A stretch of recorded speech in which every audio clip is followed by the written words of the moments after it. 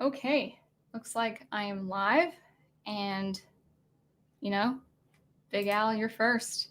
You might be the only one, so I do appreciate your coming here. I'll just be talking about pretty much the video that I posted today. Welcome, Big Al. Hope your Monday is going well. Hope your weekend is going well. Just let me in the chat below or comments below, chat to my side. Um, Yeah, I had a pretty good weekend. I went to Charleston, South Carolina. Beautiful city. And the weather was really nice. It got a little humid toward the end, but it was really great. Beautiful trees, low hanging trees, with moss and willows and palm trees and all of that.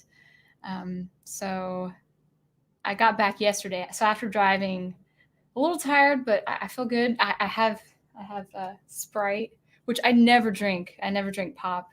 I just need just to fortify myself, just in case I get a little woozy. But I don't think I will. But I came back yesterday after driving 6 hours. It's about a 4.5 hour drive from Charleston. But the stops I make, I needed to get some things. And so after 6 hours, I drop off my rental, and I was asking a friend for a ride home, but I didn't prepare to ask her until that day, and I don't think she was available. And and let me know if you can hear audio, because yeah, I've had some technical trouble with audio. But anyway, I texted a friend, and the way she texted me back, it didn't sound like she was sure she could pick me up. And I thought, well, how far is this rental from my apartment? Oh, 7.5 miles. That's not so bad. It's like I live next to a lake, and it's 2.1 miles.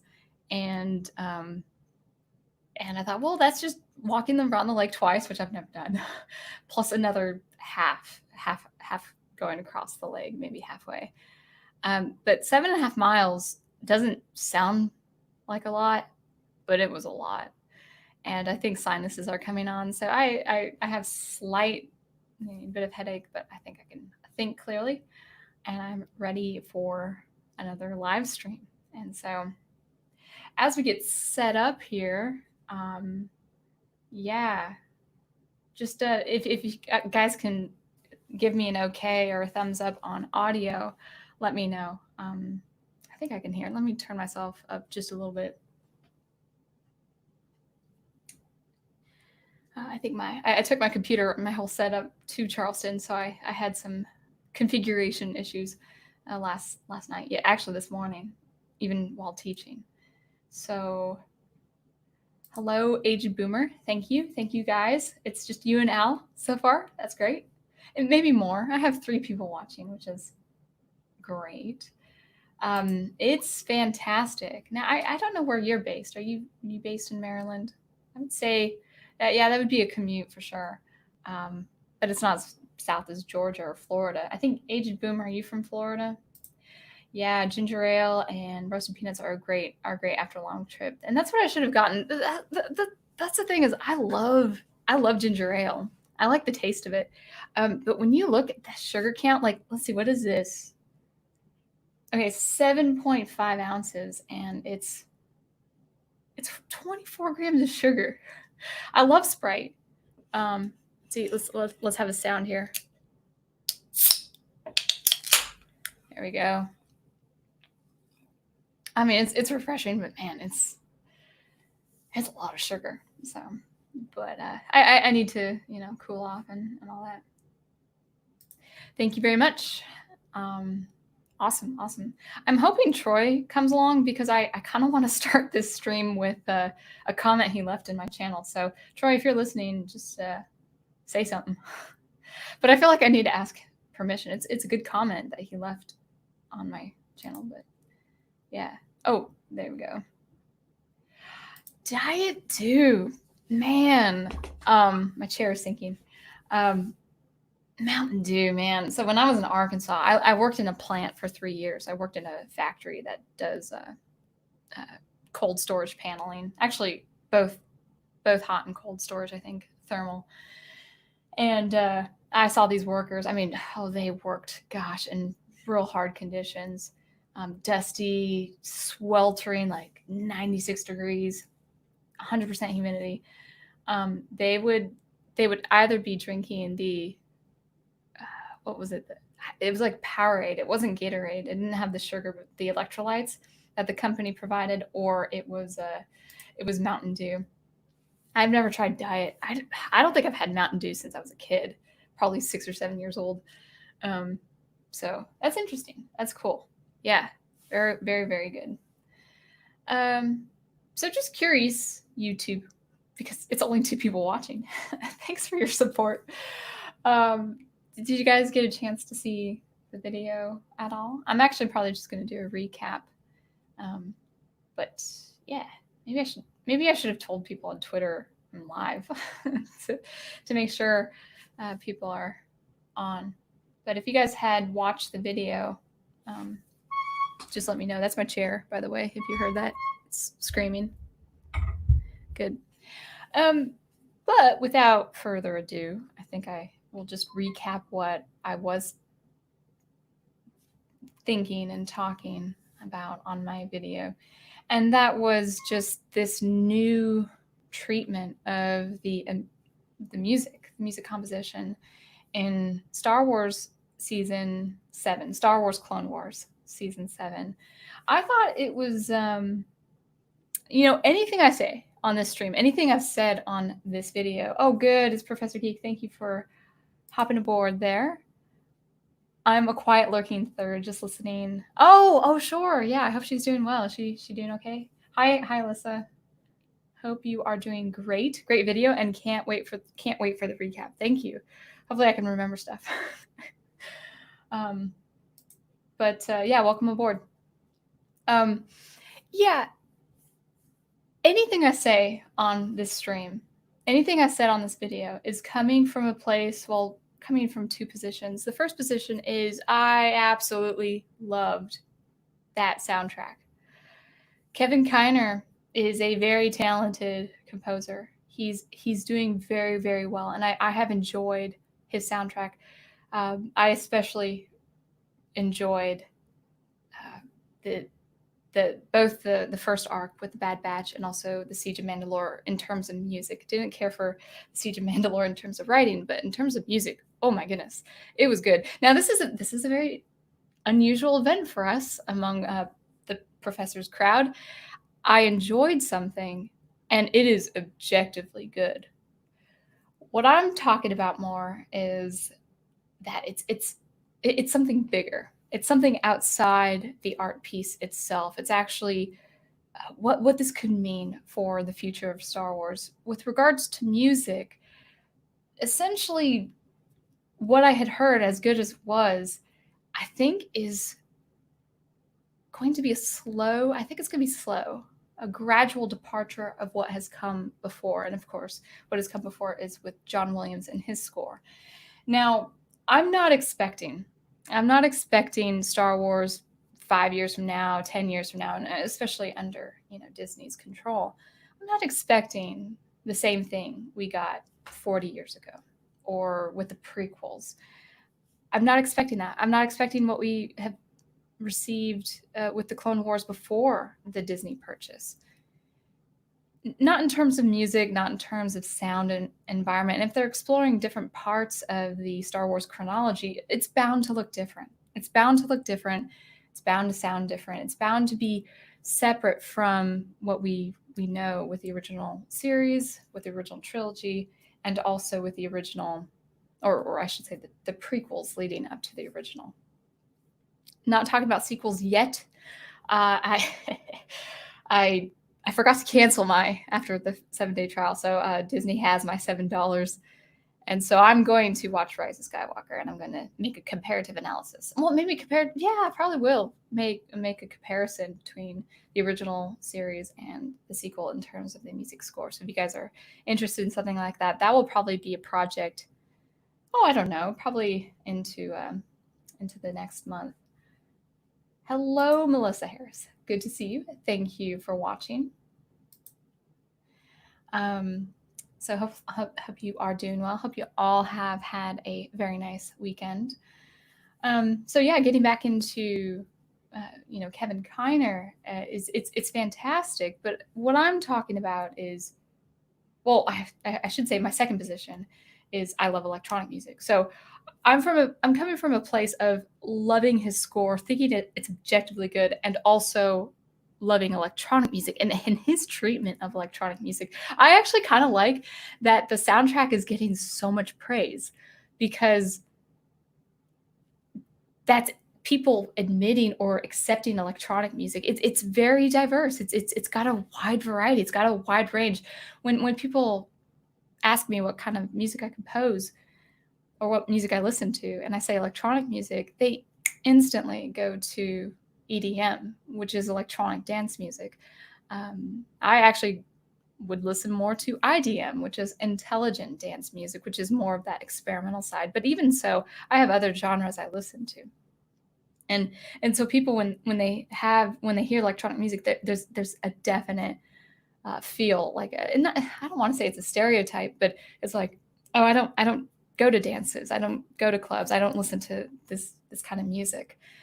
But the fact that people are praising it for Kiner's score for its unique approach with electronics, it's kind of nice to see people just generally accepting that electronic music can be used in very powerful and very impactful ways.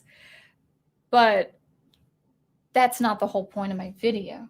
I can love the soundtrack, but the point of that video I made was that this is, if this is a pattern, as I'm seeing with music, as we have been seeing with the story, this is a departure of what has come before. Now, as I explained in the video, there's a risk when composing electronic music, just because of the history of electronic music, just because of what's offered in electronic music, what you can purchase, how many, just the vast amount of sound libraries and instruments. I mean, you can do so many things with electronic music, and it can sound cool. It takes a deal of orchestration and skill, but you can do phenomenal things with electronic music. And if you have the budget, you can sound really, really, you can make things sound really, really good. But because of the history and what electronic music has been used for, both with analog and digital, it has a very short history compared to the symphony orchestra. About, I would say, computer music really started in the 1950s with radio, got into some more experimental things, and things like, I'm blanking on A Bicycle Built for Two. And who did that? I'm missing the composer. It'll come to me. Maybe it was John Chowning. But it's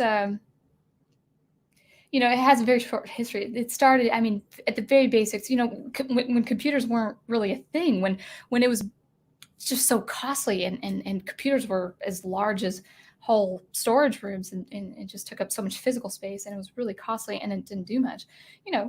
Computer music, electronic music has a very short history compared to the orchestra. And what it has been more of that, evoking that mood, getting people into a kind of environment, maybe relaxing, maybe ambient for world building, maybe it's been for the clubhouse for dancing. It hasn't had that need. It hasn't had that function, really. For most of electronic music that I've heard, it hasn't had that function to aid the drama as the symphony score has. So there's a bit of a caveat where when you compose music, you run the risk of actually just doing only ambience. Now, when I say ambience, I think I'll give you a couple concrete examples. The first is scenes with Darth Maul. I love, just for the record, I love those scenes where Maul is talking and he's ruminating out loud, and he has that drama. He's very I kind of liked his treatment. He was a very melodramatic character in The Siege of Mandalore.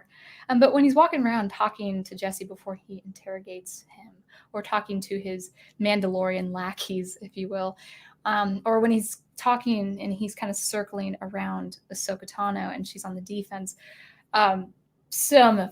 it's just terrific soundscapes, and it accompanies it so well. The visuals, the drama, the ambience complements it so well, but it's not a set theme. It's not melody. And there's actually another point with actually most of my favorite tracks involve Maul. And one I can remember is when they are transporting his whatever he's encased in. When Bo-Katan is escorting him to the shuttle, and there is Ahsoka and also Rex.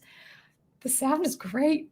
It's so good. I loved it. I loved it, and it seemed to fit.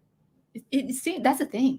It's very what I've come up with is very hard to detect because it seems to fit with the visuals, and just kind of like this unease. But when I saw Ahsoka looking at the case, the case passes her, and I'm looking at her, and I'm like, well, she's a long-established character, and when I've seen her before, I haven't heard the soundscape.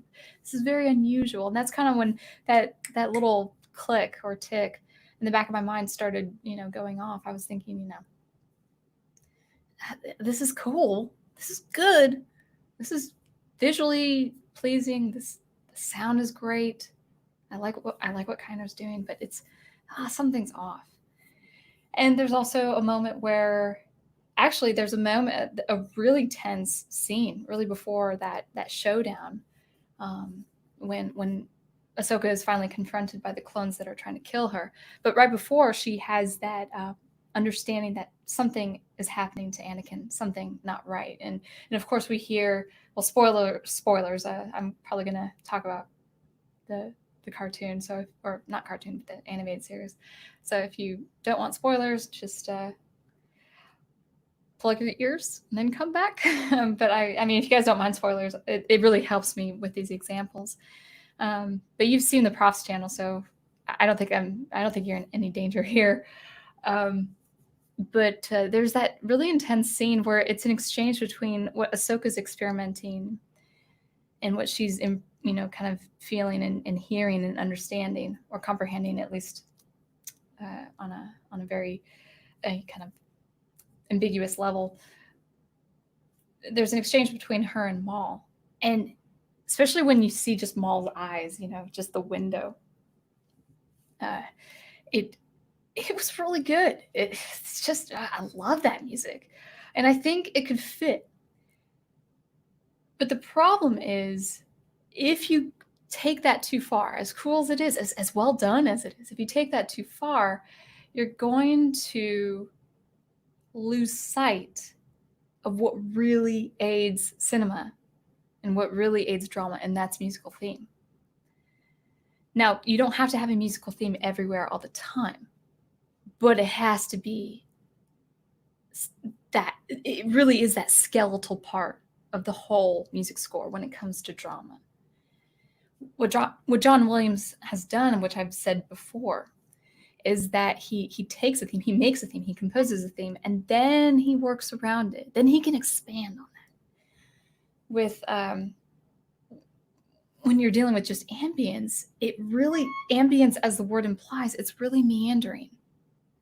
And when you have that sense or disconnect, you will have a disconnect of story. And story, unfortunately, if music is such a big part of film, which I think it is, it's not the biggest part of film, but it really is a big part of the film, you could run the risk of having your story or your characters be forgotten. Luke is best remembered, and part of that is he's best remembered because of his theme. When he has his green lightsaber, at the scene with the Silex pit, his theme pops up. We know it. We know that's his hero. Heroism, and we know the theme is going to happen. That's really important. I don't want to, beat a dead horse, but I'll just say it. That's really, really important. Aged Boomer says, you should watch all 3 of the sequel trilogy in a row and see how they flow together. I should. And I'm going to do more than that. I'm actually going to, I'm going to do an analysis on the music score, because it's the same composer. It's John Williams. But I saw this great video, and I may have mentioned it before, but I'm not subscribed to him, but I think his channel name is Sideways. I think that's the name of his channel, and the title is Why the Rise of Skywalker Score Felt Empty. And I was like, that's really curious. I hadn't seen the movie, and I actually wanted to see it in theaters because of John Williams. It was his final hurrah, but I couldn't do it. I just couldn't support it. But Disney has my $7, so there you go. But Disney's going to have my $7 for a musical critique if it comes to that. Now I'll be honest and I'll be fair.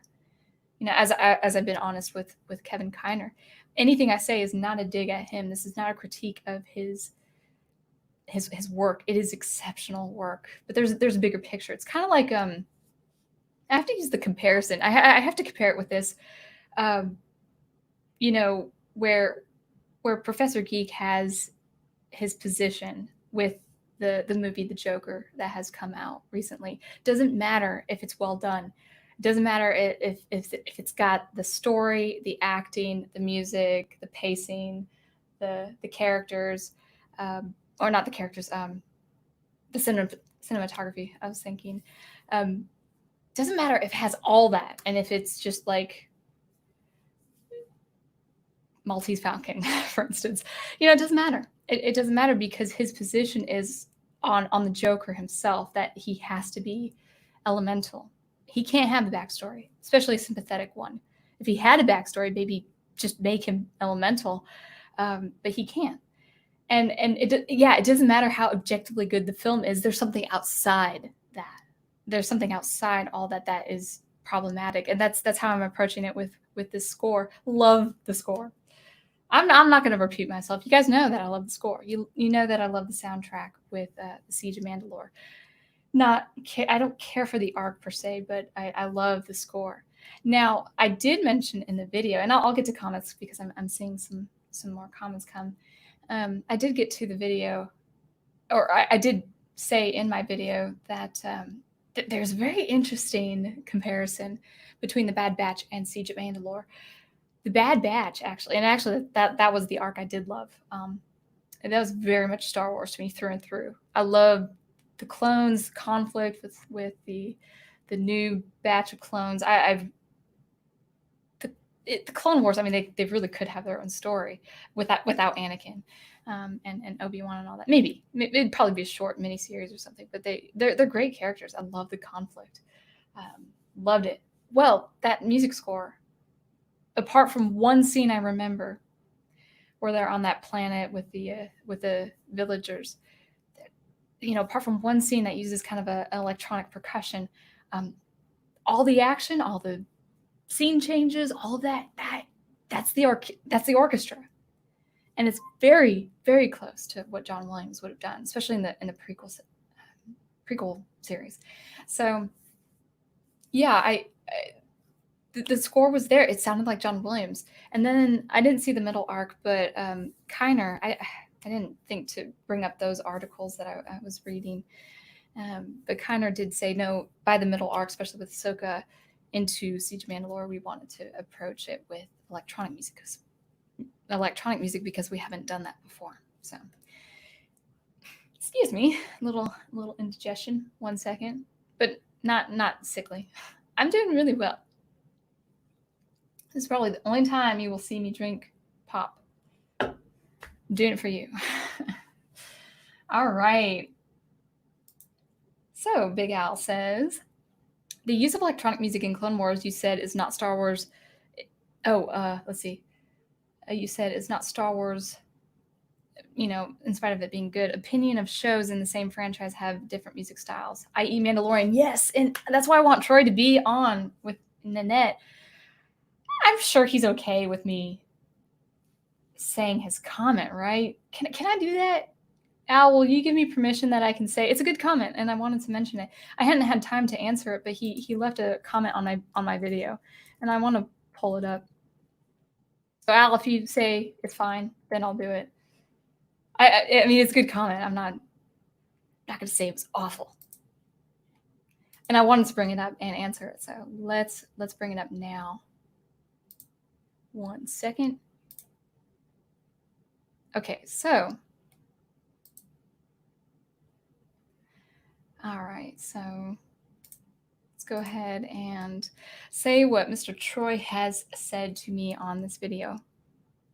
He says, I love that you succinctly and eloquently describe something I do not have the expertise to communicate myself. And when communicating about the music and Mandalorian, now I haven't seen Mandalorian yet, so I might do that too.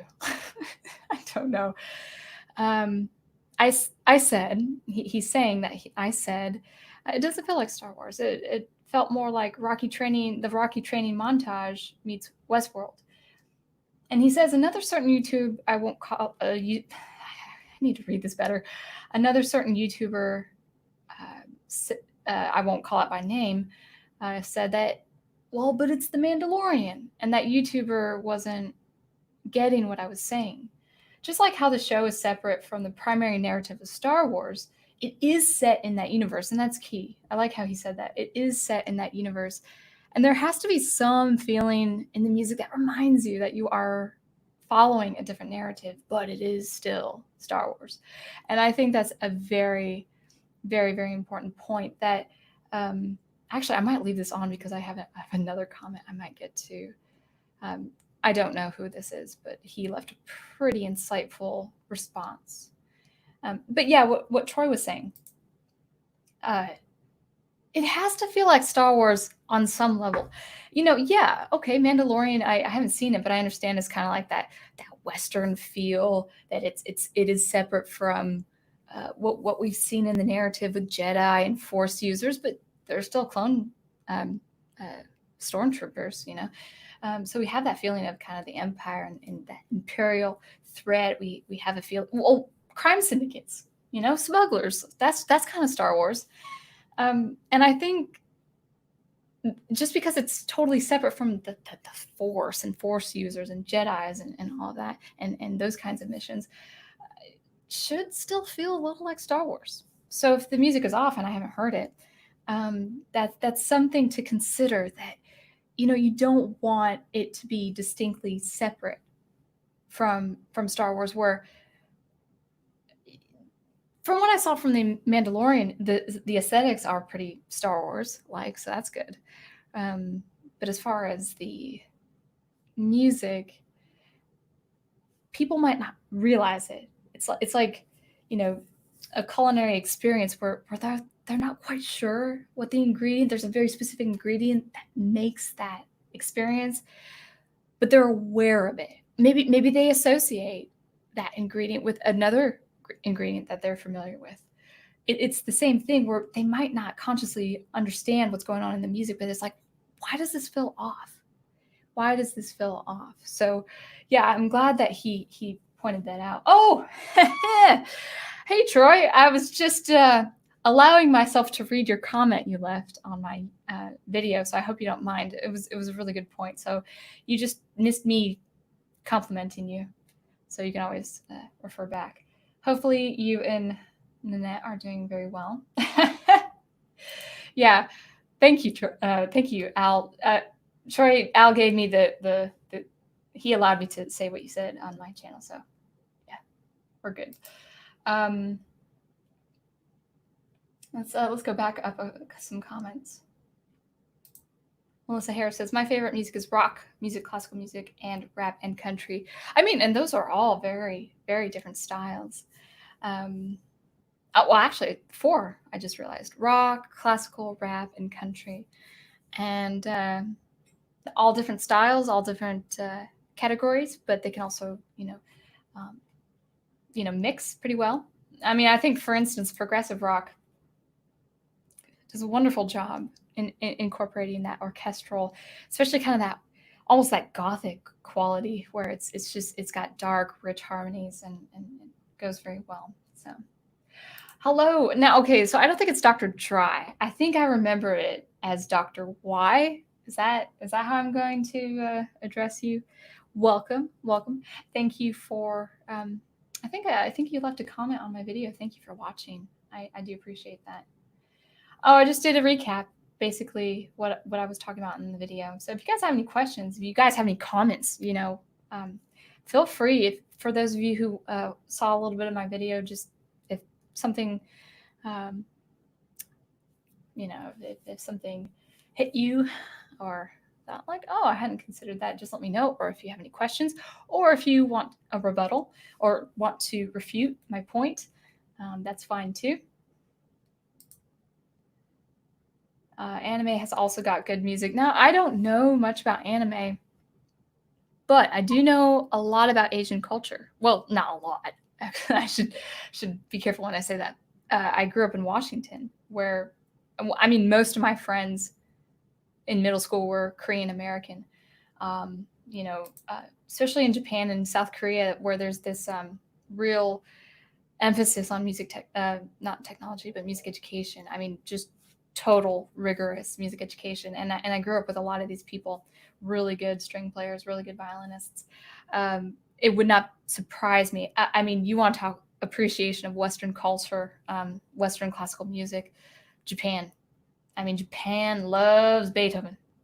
There's just no question. So it wouldn't surprise me that anime would have good music. Oh, man. I don't want to blank on his name. Nobuo Uematsu, composer of the Final Fantasy series, Super Nintendo and all of that. He was not classically trained. And if you listen to Kefka's music, oh gosh, I can't say it. Just YouTube. It is great. Like, you totally would not have known that he was not classically trained. He just had a really good ear. Kefka's theme. I'll just write it if my keyboard will let me. Great stuff, and it's quite long. It's very elaborate for a boss theme, and it plays with his. Kefka has a theme. I mean, they all have themes. This is aiding the drama. I'm sure I've done this on live, but I can't help myself. Dun dun dun dun dun dun dun dun dun dun dun dun bum dun. I can't go that low right now, but it's great. It's just he's this insane nihilistic court gesture, and that's perfect. That theme is perfect. Age of Boomer says, I think Tron Uprising is on Disney Plus. It has electronic score. I've listened to the score. I've seen the movie once, and I actually. I don't listen to Pandora anymore, but I remember being on Pandora and running that soundtrack over and over again. That's actually a soundtrack I could listen to on its own.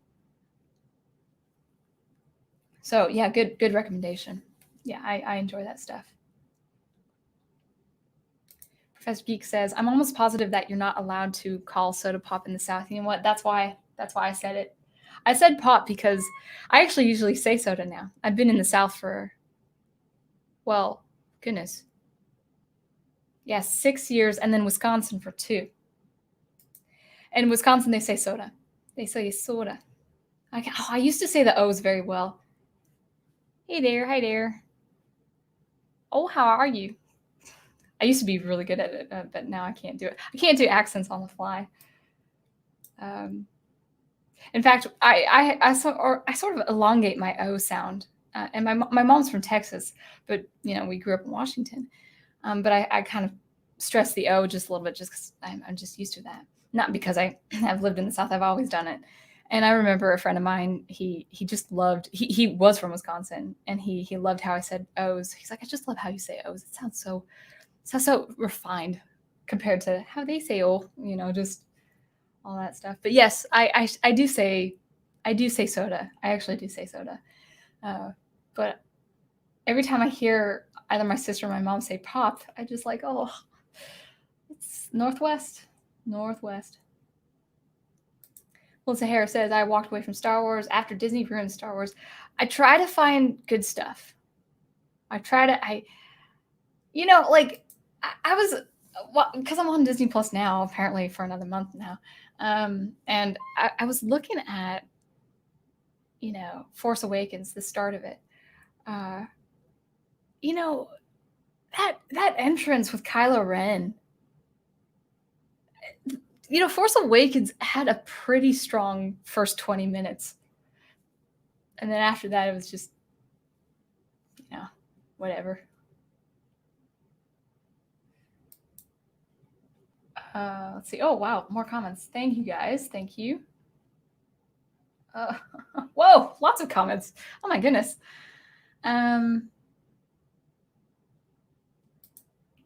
Soda pop.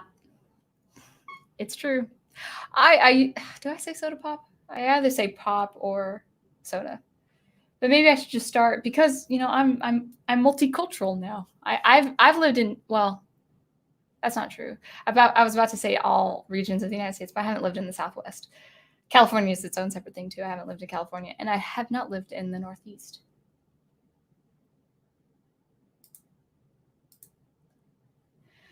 Dr. Y says music has to feel like the setting. That's a good point. It's the aural setting, it's the setting for your ears. It's the world building. And electronic music can be, I have no qualms with composers after Williams' time putting the Star Wars score to the electronic music setting. I have no problem with that because as I was explaining in the video, we have the processing power, we have the technology, we have quadratic interpolation, if you want to know the technical term, that really makes what we hear in the real world indistinguishable from what we can hear from the recorded setting or the digital setting. It's that vast. It's almost infinite in terms of it's very, very hard to distinguish analog from digital or from the real world to the digital. This is how sophisticated the technology has become. When Star Wars was first made, electronic music it was good. It was a lot of great prog rock and keyboards, Pat Metheny, all that stuff. But it was also a lot of that kind of quirky electronic music that just would not have worked for Star Wars. If they had used syntax music, or not syntax, I'm thinking of the artist, synthwave. If they had used something like synthwave as a genre for Star Wars would not have survived. People would have thought it'd have been like a, kind of a cult following. It would not have been the massive drama that it is today without that orchestral score. Now, if Star Wars had started now, 40 years later, with the technology we have now, I think Star Wars would have been able to survive. For me, if my stories ever became film, I would have to compose for that. I would use an electronic score because I listen to it all the time. I work with it. Here's the difference. I would not leave theme. I would not leave how John Williams did it for the orchestra. What John Williams has done for the orchestra, for the symphonic orchestra, I would want to do for electronic music. It's the approach. It's that classic, traditional Western classical music writing. And that can't change. And that's my concern is I'm concerned that if they like what they're hearing, if people are, just applauding this music score by Kevin Kiner with the Clone Wars series, and they're like, oh, I like that part. I like that part with Maul. I like that part with Ahsoka at the end. Well, then people may start listening to that. Maybe they'll listen to the fans in that respect, but thinking like, well, yeah, that's really cool. Let's do that all the time. Well, if you do ambience all the time, you're going to have characters that are forgotten. So that's my concern. It's kind of like with the professor and the treatment of Joker in this recent film. I have the same concern with music. It's just, it can be good, it can be really well done, exceptionally done, but there's a bigger picture. I'll call it 30 years from now, if I'm still alive, I'll call it like, I knew it. And I'll refer back to this video and I'll be looking at myself like, yeah, you were right. Or I could be wrong. You never know. That's right. Yeah, he did appear, Dr. Y. Oh, yeah. Not at all. I'm assuming it's okay that you didn't mind that I shared your comment. Yes, Nanette. Hi. How are you doing? Good to see you. Man, you guys were silly. I was packing and just listening. I was packing up in Charleston late Saturday night, just listening to you guys. Actually, going between you guys and Fan Man with his second cup of coffee. And I was kind of laying down, just resting my eyes, and then I just hear I was like, "What is going on?" And it's Troy munching into the microphone. I'm just gonna say right now, no munchies on my channel. I just about died. So I went back to Fan Man and went back to Sanity. But it looks like you guys had a nice time with that movie.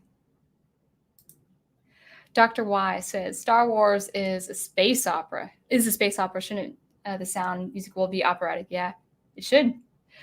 I mean, I don't know if I confirmed this on my live stream with Craig. Actually, space opera, the word opera and space opera has nothing to do, apparently doesn't have anything to do with the actual music drama. But the drama is there. And so really not just with Star Wars and space opera, but really with any film, this has to be key. I think the Christopher Nolan Batman films will be remembered to some extent, but I really do think that they should have approached it with Hans Zimmer should have approached it with musical themes, kind of like with Elfman and his motivic writing. At least make it motivic.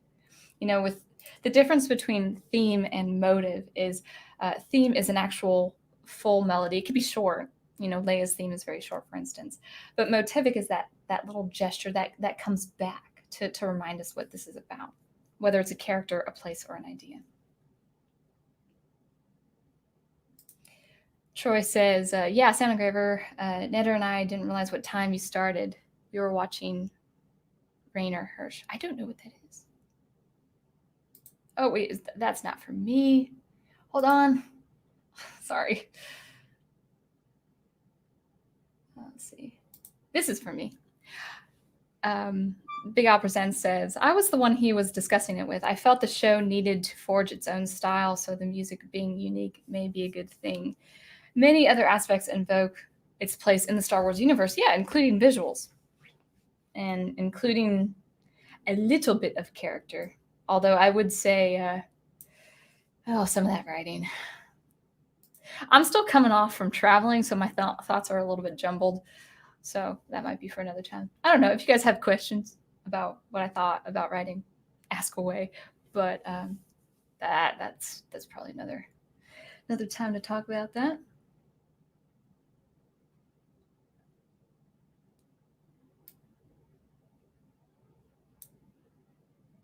Japanese music. Melissa says, I love Japanese music from Inuyasha. Inuyasha.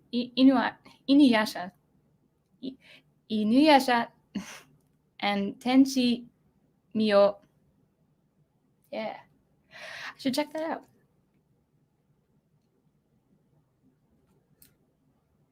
Oh, there we go.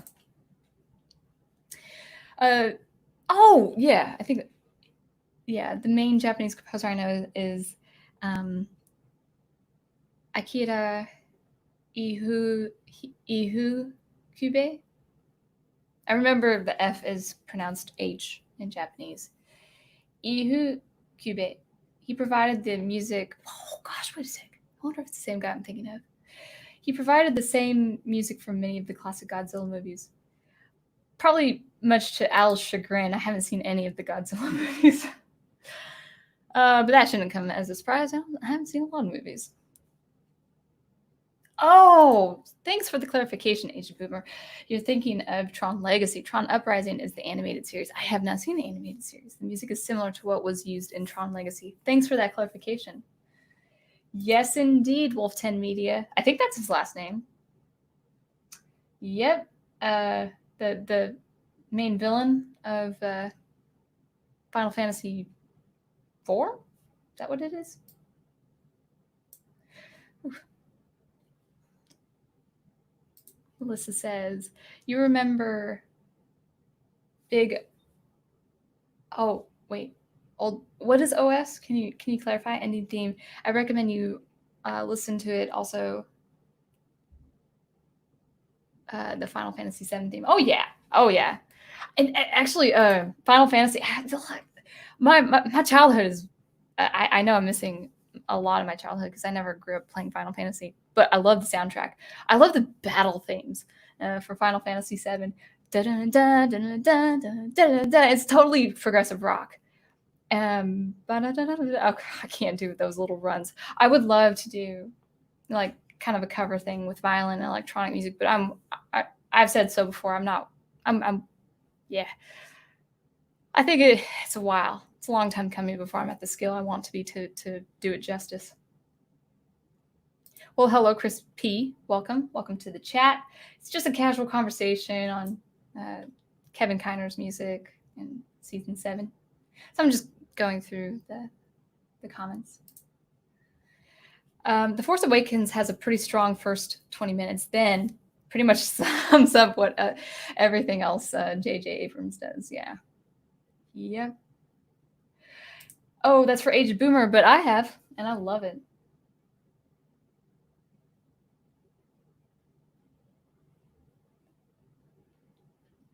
Let's see. Hello. Melissa, is that to me? Are you asking? No, my mom's from Texas. She grew up in Texas, but she moved to Washington, I think 18 or 19 years old. Got married, I think, at 22.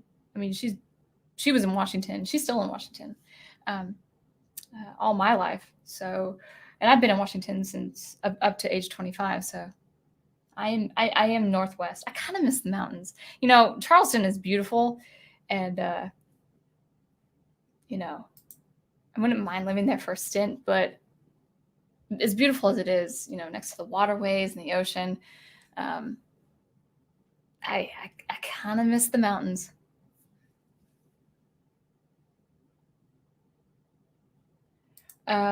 Is it bad that when I hear someone say electronic music, the first thing I think of is the theme song from Knight Rider? Well, I don't know if it's bad because I don't know what you're talking about. Maybe I'd have to hear it. Maybe if we have a little extra time, I can check that out. Well, Wolf 10 Media says nope. There you go. Troy Pacelli says, have you ever heard the disco version of the Star Wars theme? Just wondering. Oh, man. You know, and I think you told me if I had ever heard of the major mode for the Imperial theme. Oh, man. I feel like I have on this one, though. Yeah. You keep making these recommendations, and I need to follow through, so I will. But I like disco if it's well done. I like that kind of music. Well, Professor Geek says a bunch of cool points, so I may have to check it out. May have to check out Knight Rider. Why does that sound familiar? I don't know.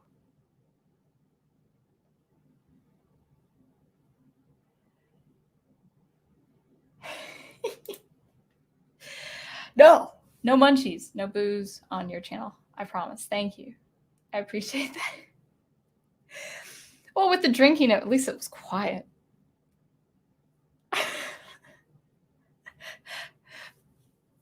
I just it's just me, Troy. It's not you, it's me. I have a quirk.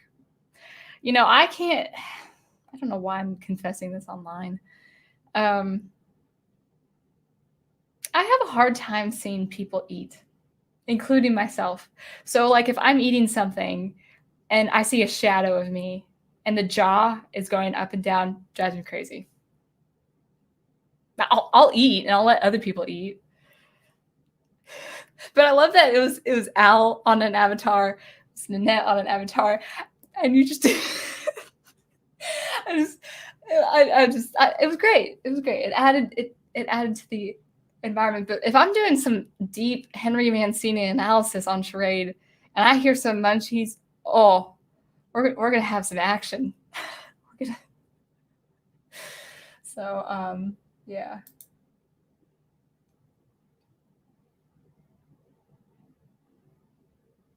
Let's see. I think I'm missing some stuff.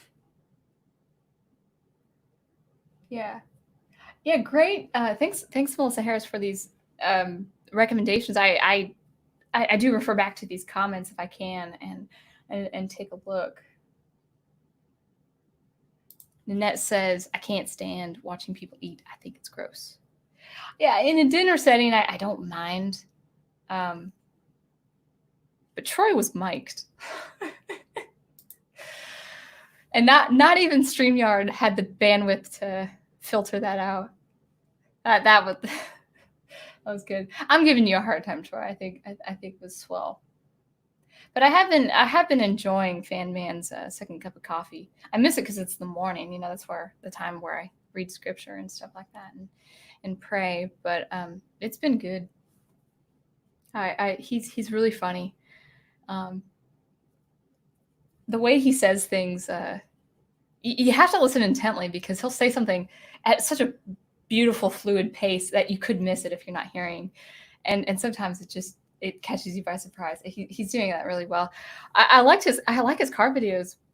I just don't know what in the world he's talking about because I'm not a DC Comics reader. I don't know these names. I don't know these plots, but I enjoy his commentary on the bigger picture. So when he's talking about other world events, it's quite humorous. He's very good at what he does. I can tell he has a lot of experience. So anyway, I think I touched on everything in terms of the music in the Clone Wars series. Do you guys agree? Do you guys disagree? Actually, as I'm caught up on chat, let's go ahead. I did want to mention. I hear myself. I want to go back to a comment that I got also on this video, and that was below Troy's comment. Gilead Hopes, don't know who he is, first time seeing it, but I want to read some of his comments. It's a rather long comment, 4 short paragraphs, very short, and he raises a couple really good points. So I want to express this on the comments on my video. He says, I'm coming from a place of ignorance, so I'd like your thoughts, please. Could there have been some intent? I know it's just guessing that it's supposed to sound different. You know, Kiner's score it's supposed to sound different because the story is quite different, tonally speaking, from what's come before. I mean, we end with Rex and Ahsoka looking at what's left. The Clone Wars were entirely pointless. He uses the word pointless. You know, for instance, clones ultimately there to kill the Jedi. Clones are lost. The Jedi are lost. The Republic is lost, and neither can go back to any kind of previous life they had. They'll have to run, hide, and pretend to be different people from here on out. So that's the first paragraph. The rest are shorter, but I do want to touch on this. I like what he's saying. It's a good argument. I think it's a very well thought out argument, and it's based on his experience with watching the Siege of Mandalore. It is a very different feel. We're looking at this from the perspective of 2 characters, Rex and Ahsoka Tano. Now, just because it's a different perspective, well, we're still dealing with the same event, just from the perspective of 2 different characters. And it's still impactful. You know, it's still a pretty dramatic time, especially when the Emperor says execute Order 66 and the clones turn on Ahsoka. And actually, Kiner does use Williams' music for that, which is very appropriate. It was exactly what it needed to be. I only had seen it once, but I think that he uses the same music where the Jedi are being wiped out, and I love that. I mean, it's a very good, very, very powerful, very emotional time in the Revenge of the Sith, the movie. But even though it's coming from a different perspective, from a different character, a character we've only established with the Clone Wars, that being Ahsoka Tano, I think it still could have been done not so much in that ambient way. Because if you take something that's really impactful, you know, not just the Clone Wars turning on the Jedi, especially now that we've had this history with the animated series. But what's also impactful is the rise of Darth Vader. When we see him rise, really at the end of at that end where Padme dies, and it's pretty much Anakin is buried. Anakin, to me, experiencing Revenge of the Sith, Anakin Skywalker really does leave psychologically, spiritually, emotionally, that body. Anakin becomes Vader at the scene where Padme dies, at her death, symbolically, psychologically, and all of that. Well, that's an impactful scene. And John Williams uses that chorus. I wish maybe Kiner might have used the chorus, maybe with electronic music. Now, what Kiner does when Ahsoka is attacked, that's very good because it uses that old score, and I think that was very, very appropriate. I think that's what should have been done. But Gilead here is asking, the story is quite different tonally. Not really. In fact, it shouldn't be, because we're talking about the two coming together as the Clone Wars becoming Revenge of the Sith. It's almost a synthesis. That's what they planned. So if it's meant to be tonally different, that actually I would think would be a little bit poor planning, storytelling wise, and tonally speaking different. I don't think so. Because Ahsoka Tano, even though she's not a Jedi, she had that same experience where the clones turned on her. So really, actually, it shouldn't be tonally different. So I like his argument. He's right about that, but I would have to disagree. No, I think it could have been handled. I don't want to say better, because I loved that soundtrack, all of it, every second of it. But I would say it should have been handled a little bit differently concerning how to do this with fragments, at least, of John Williams' score. Now, he goes on to say, it's probably the most hopeless of any Star Wars story I've ever seen or have read. I don't know how much he has read. From what they know, Rex and Ahsoka, all they have is each other, and they'll know they'll have to split up to have a better chance of surviving. What I thought at the very end was the waste of it all. Ahsoka leaving her lightsaber, the helmet in the snow. After all they accomplished over the last 3 years, it all has come to nothing except the triumph of Palpatine. Well, yes, that's true. And I guess coming from this whole series of the Clone Wars, I guess that is appropriate. I would say that. But we've already had this story as well. Maybe they did want to do it. Maybe they did want it different, tonally speaking, aurally speaking, because it's leading up to the rise of Darth Vader and, of course, the events of the New Hope. But we also, I get where he's coming from. My concern is if it's just done too much. That's actually probably the main concern I have. He goes on to say that Kiner has done so well adding to Star Wars in the past. This is true. I wonder if that he calls it non-themed music, that mood music, was intended to contribute to the dreadful, hopeless dystopian future feel to the end, which in and of itself is distinctly unlike Star Wars.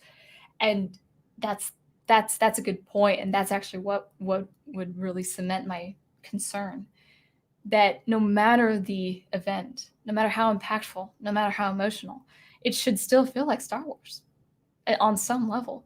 The end of the Revenge of the Sith is very dramatic. It's very tragic, very different flavor from the New Hope, and it ought to be, because it's dealing with a different character, Anakin Skywalker, whereas with New Hope we're dealing with Luke Skywalker, and he's kind of that young, restless, wanting adventure. Of course the tone is going to be different, but just because we're talking with tragedy and then also adventure, I still feel Star Wars with Revenge of the Sith. I don't feel like it departs at all from Star Wars. And then he was just mentioning just that he enjoyed my video, so I appreciated that. So I think no matter what the event, no matter how impactful, it still needs to be Star Wars. don't work in the world. Don't write in this world if it's not going to be Star Wars. So that's what I don't want. So anyway, wow, a lot of chat. Let's see.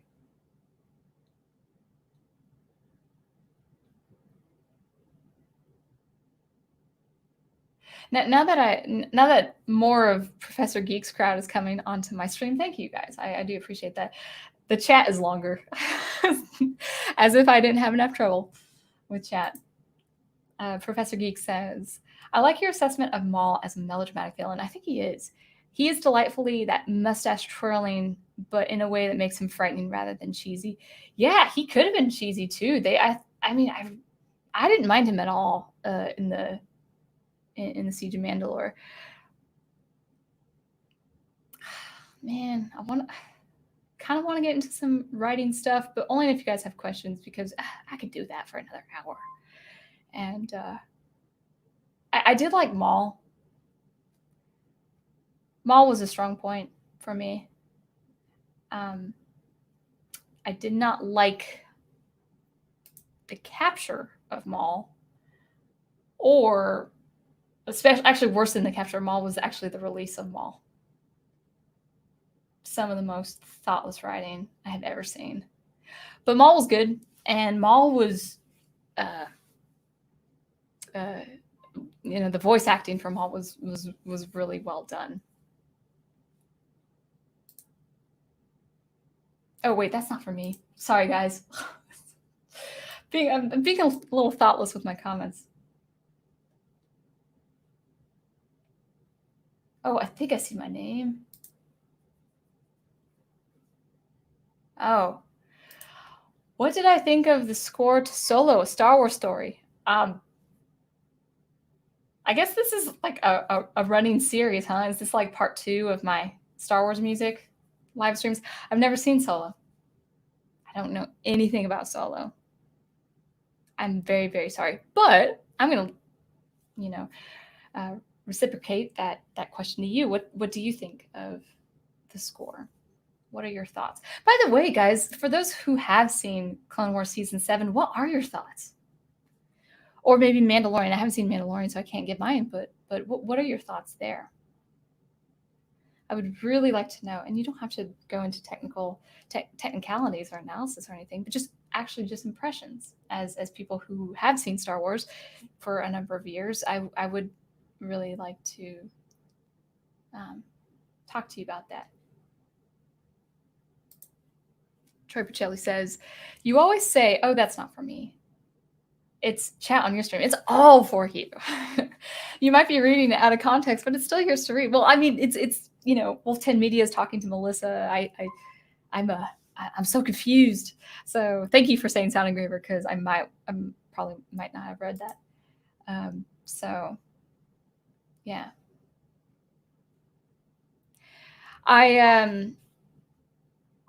In terms of writing, I really did enjoy the Bad Batch arc.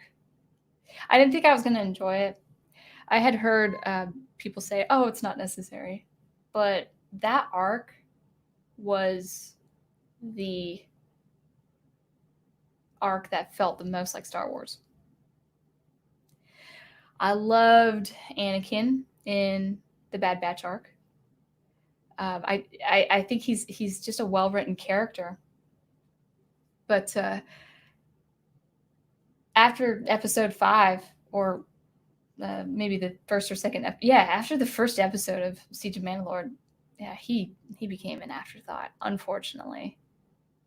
And I like that, Troy, that you said on Office Hours last week. I like that you said that there was a huge disconnect. There's a disconnect when Darth Vader appeared on the last scene, and I agree. And that's because the pacing was all wrong.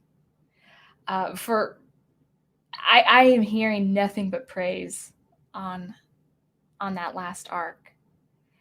And I've been telling my sister, I've been telling different people that scene with Darth Vader And my sister actually, that was her impression too. She very much liked the arc. She used the word flawless at one point with the Siege of Mandalore, but then I was talking to her about it, and it's bound to be a phone conversation because apparently like she was all busy with her significant other getting my dad's blessing. We couldn't talk about Star Wars. We tried to talk about Star Wars, and then my dad said, "This is for you guys in a phone conversation."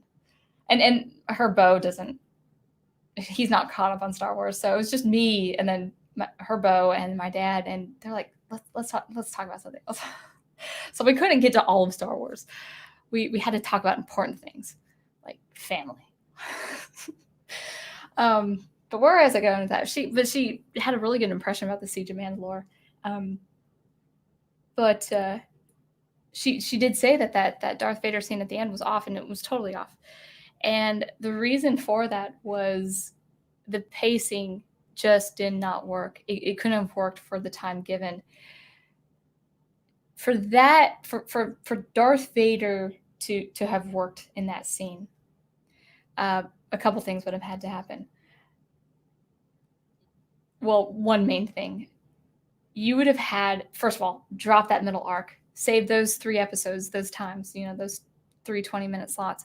You would have had to focus those 3 extra episodes on Anakin and Obi-Wan, and going back in between Anakin and Obi-Wan and Rex and Ahsoka Tano. After he leaves, and then Ahsoka flies off to, with Bo-Katan and the troops, we only know what's happening with Anakin through Ahsoka's perspective. And it's just her reacting to these different things that I just felt it didn't fly. They would have had to drop the middle arc, add those 3 episodes, and probably add another 3 to 5 more episodes for that Darth Vader scene to have felt earned. There's just so much with the writing, and I don't know if I have the gumption and the strength to talk about the writing. So maybe it'll like come in piecemeal on my live streams. So any comments, any questions on just the writing, what you guys thought, just let me know, because I will add on to it. Maybe some water, because I haven't gotten through my 7-ounce can. You threw me off talking about her new bow, and then I realized you were talking about bow. Actually, bow without an X. My English spelling is kicking in. My mom does that to me all the time, and I have friends who correct my grammar all the time, and I just let them. I talked to a boss. I had a boss. I said, "Yeah, I'm going to Charleston to see my sister. She and her beau are flying to, she's flying." How did I say it? I said she's flying to South Carolina from Washington with her beau to meet my dad. So we're all hanging out, and my boss, he was so funny. He's like, "Oh, she does archery." I was like, no, bow, like the old-fashioned word for, significant other. And he's like, "Oh." I said, "Yeah, not bow and arrow, not violin bow, just bow." All right, Sound Engraver. Okay, this is Professor Geek. Are we on a roll? Guys, I might have to use a little restroom break because I never drink pop, and it's like, yeah. Anyway, so if you guys don't mind talking amongst yourselves for 2 minutes, I could come back, because now I'm feeling the fire. Part 1, the defenses for Ahsoka and Maul in season 7, I've heard all stay at the outline level. Oh, the defense, like the general defenses, the audience. Okay, I was thinking like Siege of Mandalore, the characters defending or whatever. I'll stay at the outline level. They draw this or that connection, and they think they've hit on something profound when, this is part 1. Okay, I'll read part 2, then I'll get to Al. So they draw this or that connection, and they think they've hit on something profound when all they're proving was a good idea. It falls apart on the level of the scene, the pacing, the character progressions, the thematic development simply isn't there. Oh man, do you guys have an extra hour? Man, you're absolutely right. Yeah. There's stuff to talk about for sure. Let's talk about what Al says. Oh, you know what? I think Aged Boomer said something. He's okay. So you say I only saw Solo once. I don't remember the score. Oh, interesting. The score of Solo. This is Big Al. The score of Solo is pretty forgettable, though serviceable. The movie's okay, fun escapism, but ultimately unnecessary. I enjoyed it though. I just don't like. I don't like unnecessary. Is that too much to ask? Not you. Not picking on you, Al, but like movies are meant to be of some substance. You know, I don't want something that's not necessary. But that's just me. Oh, part 3. Oh, should I read this in order again? Okay, I'm doing it. Hold on. Okay. The defenses of Ahsoka and Maul in season 7, I've heard, all stay at the outline level. They draw on this or that connection, and they think they've hit on something profound when all they're proving was a good idea. It falls apart on the level of the scene, the pacing, the character progressions, the thematic development simply isn't there. And that's the writing at the level of the scene. Outline is the planning. Yeah, that's for sure. Yeah. Oh man, you want to talk about outlining, guys? Do you mind if I just take like a 1 to 2 minute break for a second and come back? Because if we're talking about writing, yes, if we're talking about writing, let us hear what you think, or let us on what you think of the writing, because I will, but I have to use just a 2-minute break. If you guys can leave if you want, but I'm coming right back because now I'm on fire. Now I feel like the thoughts are coming together, and yeah, and please comment along as I go. All right, one sec. I don't want to escape. I will stop the camera, and then I will mute. I'll be right back.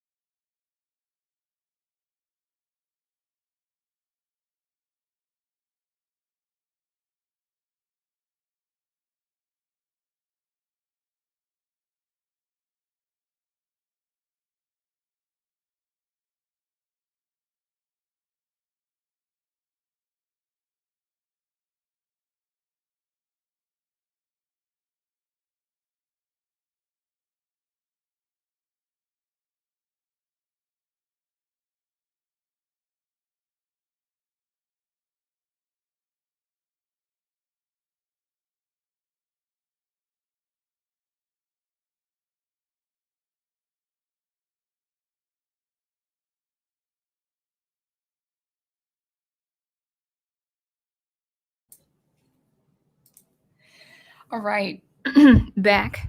And actually, talking about this, ranting, somehow it took my headache away. So that's good. You guys can hear me fine. Just let me know. I might not even need my spray. I think I've gotten through 2 ounces. That's okay. It's probably 50 grams of sugar. But yeah, yeah, the writing. I mean, where do I begin? Let's start with structure. Structure is always the place to start. And the professor was talking about outline, and well, they didn't really do a good job on the outline. If they okay, they really cared about this arc, they would have done a better job on the outline. The pacing is off. With an outline, with the skeletal structure, for what they demanded, for that drama, for what they were really going for, they needed 8 to 10 episodes, maybe even more. Now, Troy and Nanette, you guys might help me out on this. What was the average episode count for the season? I know it was more than, how many was it? 4 for the Bad Batch, 3 for the middle arc. Okay, so it's about 10 episodes, but I thought the other seasons actually had a lot more episodes. There needed to be more girth. For that last scene with Darth Vader, there had to be a lot more to it. Now, I might be of the minor opinion of this. On the one hand, I think, synthesizing Clone Wars and the events of the Revenge of the Sith, on the one hand, I think that's a cool idea, but it didn't work. It fell flat, so flat. Now, again, this is just me. A lot of people love this. And I'm not going to deprive them of enjoying it. But for that to have worked, it would have had to be a lot more girth in between, and it could not solely rest on the perspective of Ahsoka and Rex. You would have had for Darth Vader to like, whoa, he really is Darth Vader now. For that to have happened, you would have had to go between Ahsoka and Anakin, go between Rex and Obi-Wan. Anakin was still very much in the Bad Batch, that lighthearted Anakin, especially with the battle with the villager, not with the villagers. They were on the team of the clones and the Jedi. Who are they fighting? I think Trench's droids, Admiral Trench's droids, or one of those bankers. Or I don't think it was a banker, but you know what I'm talking about. Anakin was still that lighthearted, adventurous Anakin, like, jumping on things and slicing things, and I was like, that's so cool. I loved how Anakin was written. Now, we do have a dark moment where he does kill Admiral Trench, and as I said in the video, you can actually hear the Emperor's theme just a little bit. It's very subtle, but it's very, very well done. We see that moment, and Admiral Trench is taunting him and saying, well, you wouldn't kill because you're a Jedi. And we know pretty soon he's going to kill Count Dooku. So, we have that potential. And he actually ends up killing Trench. I was actually surprised. I knew he had the potential, but I was surprised. Might have been a little fast from that lighthearted, hey, let's slice stuff in half and droids and stuff like that. But he also has a companion to Rex too. You can see he's compassionate, he's thoughtful. We have that small exchange with Padme that's very endearing. But Anakin is very, very much Anakin. Besides that last killing with Admiral Trench, he's very much Anakin. So when we're hearing from Obi-Wan through Ahsoka's perspective, when we're hearing that Anakin had killed Count Dooku, we know it as an audience, but it still feels off. Like, to me, it felt off. It's like, wait, what happened to Dooku? Like, we've been with Dooku for all this time. It just didn't feel right in terms of the pacing. They needed at least 4 episodes where we're seeing Anakin's trajectory. It didn't feel right. That's the strange thing, is that it didn't feel right that Anakin did kill Count Dooku. Yes, we saw him kill Admiral Trench, but Dooku was quick. So a lot more cushion. And yes, it would have cost a lot more money, but that's what's necessary. That scene with Darth Vader is not earned in my book. It needed a lot more. So that's structure. But let's talk about. You want to talk about what's unnecessary. Let me try to move my chair around this mic stand. Sorry. 1 second. Can you guys still hear me? Let's talk about pointless writing. But before I get into that point, let's look at the chat.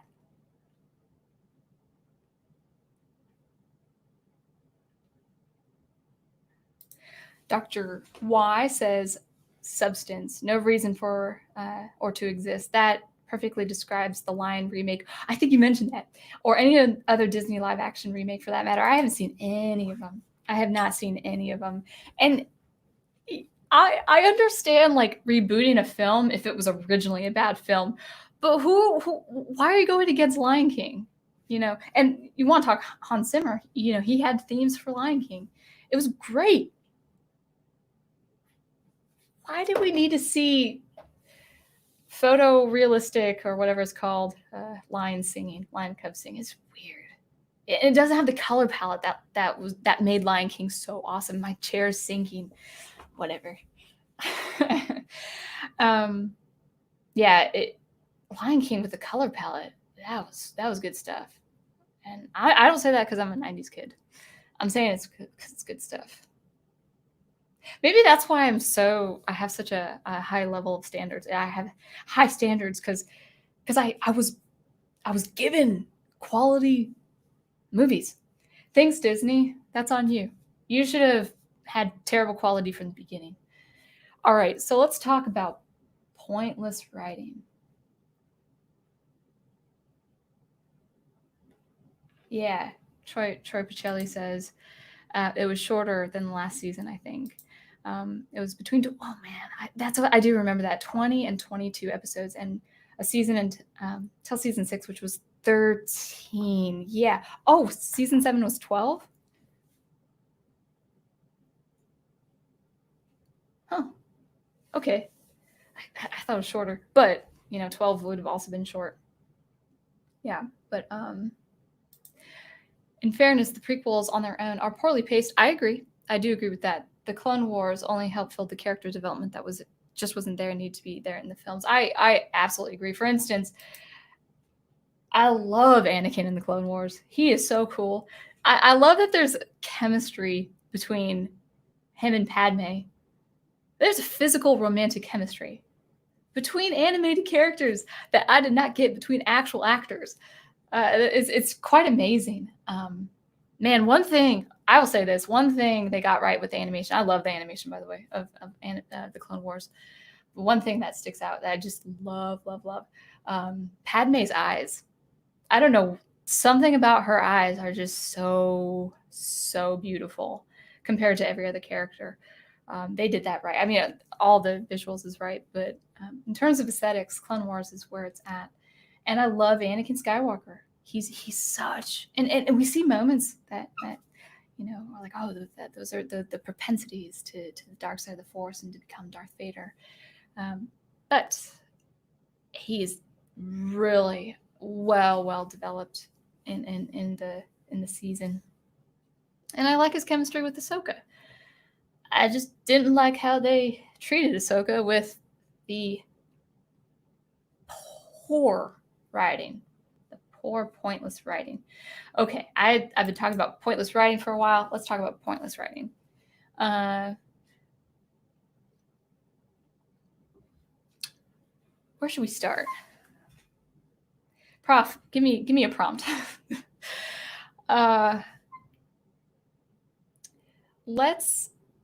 Okay, the first thing that I'm thinking of is, okay, actually something a little bit bigger, but we're talking about what's unnecessary.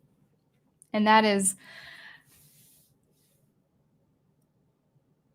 I'm of the minor opinion, but Ahsoka did not need to come back. Ahsoka did not need to come back. I like her. I do like her as a character. She did not need to come back. Her closure, that ending of season 5, when she walks away from Anakin and the Jedi Order, especially when Anakin follows her, when chases her and really tries to persuade her to reconsider, come back, I need you here. He is emotionally torn by these events. I mean, in real events, Ahsoka got accused for a bombing, and she, I think, was going to be executed. An innocent person about to be executed. That's huge. That was a huge, I thought, I haven't seen it in over a year, but I thought it was a wonderful arc when she decides to say, no, I have to find out what this is about. This Jedi Order is not for me. And it's sad. And when she walks away from the temple, Notice that theme, the Star Wars Clone Wars theme, is not in the credits. I don't know if it's her theme or it's music attached to her. It's got kind of this like pan flute kind of tribal thing, which is, I think, appropriate for her species. But it's very sad. I shed a tear. When she's walking away crying. It's a sad conclusion, but it's a good conclusion. And that conclusion could have been, I think, was a nail in Anakin's coffin, so to speak. And she didn't need to come back. I thought her coming back actually renders that beautiful, sad conclusion, that bittersweet conclusion. Well, it's not even bittersweet. I think it's quite sad. I think it renders it meaningless now, because she comes back, a year later or something like that. Hey, you've been hanging out. What have you been doing? Now, the thing is, in season 6, in the first episode or so, maybe the first 2 episodes, I actually was missing Ahsoka Tano. She was a real person to me. I was like, oh man, she's not here. But then the story got really good, and my mind was occupied. It was just really good ending of the arc. It's like when there's this, I guess there's a trend, and Troy, Al, Professor, if you want to back me up on this, if you have examples, but it's like where the characters are maybe in Marvel or some in a comics character, where they're killed, maybe in a film, for instance, where they're killed, and then maybe there's rumors that they're coming back to life or something like that, like they're resurrecting the characters. No. The point of heroism, I mean, you don't have to die to be a hero. That's not what I'm saying, but death should impact us. Closure should impact us. Things come to a close. Things have an end. Relationships have an end. That relationship between Ahsoka Tano and Anakin, that was for Anakin to grow from that. To say, can I move on from this? Can I move on from losing? So her coming back is kind of like, it's the same treatment where like, oh, this guy died, but just kidding, we're gonna resurrect him. It's like people are so. I think it's an example of culture. We fear closure. We fear change. We fear death. We have this fear. Like, we don't want anything to change. We don't want to let go of relationships. We don't want these sad things to happen to us. Now, of course, that's just part of being human. But what's also part of being human is to grow from that. That was Anakin's, one of his opportunities to grow and to become a real Jedi Knight. Just kidding. Season 7, she comes back to Anakin's life. Now, if she was, the thing is, I'm not against her being in season 7, but it needed to be away from Anakin. It needed to be away from the Jedi. Part of that klutzy writing, it was like, is she a Jedi? No, she's not, but let's treat her like one. Or how about let her be a Jedi if it's convenient.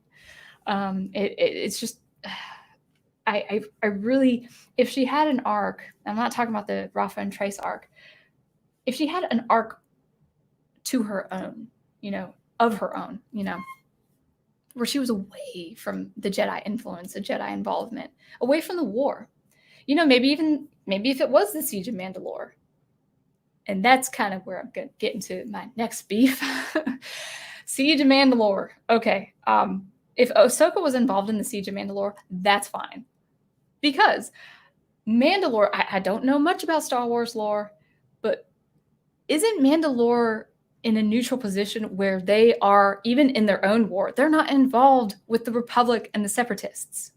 So why in the world is Bo-Katan and Ahsoka Tano demanding Obi-Wan to get with the council and get them fighting for the Mandalorians?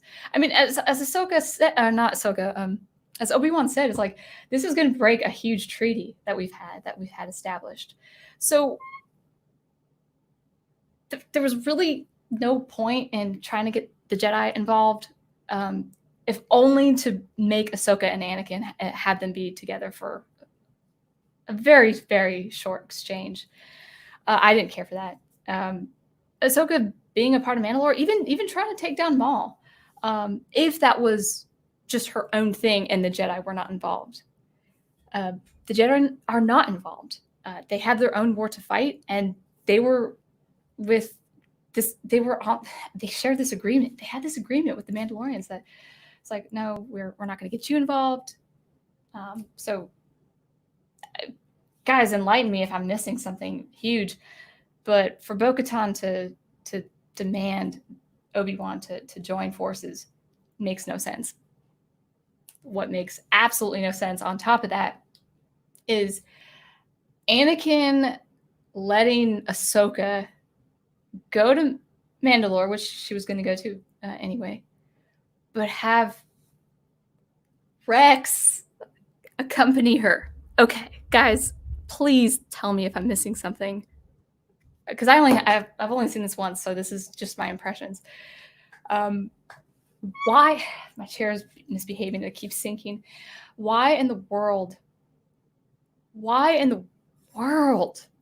is Rex in Mandalore?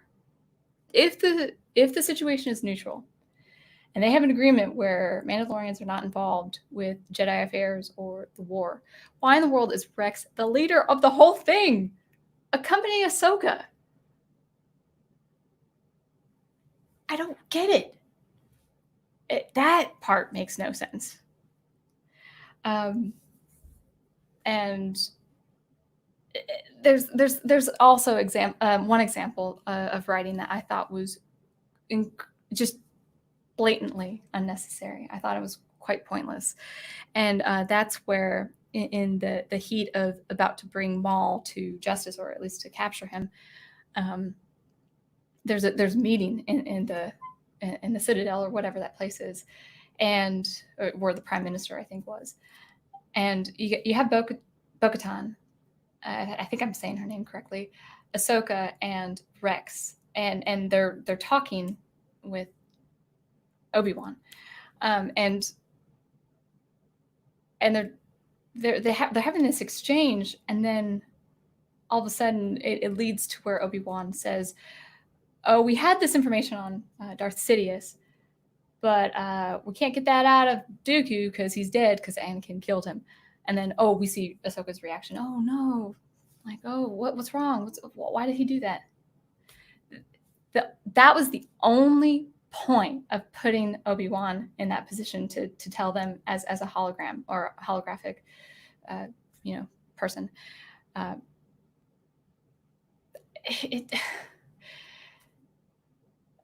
Obi-Wan, first of all, it was totally unnecessary. There's no reason for Obi-Wan as a Jedi Master to talk about Jedi affairs like Darth Sidious, for instance. Why would he say that to Bo-Katan and Ahsoka? Because Ahsoka's not a Jedi, and that's from Obi-Wan's perspective too. She's not a Jedi anymore. She's not a Jedi. There's no reason to talk about Darth Sidious in front of them. The only reason was for the writers to say, "Oh, we got to have Ahsoka react to the killing of Count Dooku." And then they speak privately, Obi-Wan and Ahsoka. And another piece of pointless writing, Obi-Wan confesses that Anakin is set to spy on Chancellor Palpatine. Makes no sense, because what reason would Obi-Wan have to bring this to Ahsoka? She left the Jedi Order. She's not coming back. Like by their accounts, she's not coming back because she doesn't want to come back.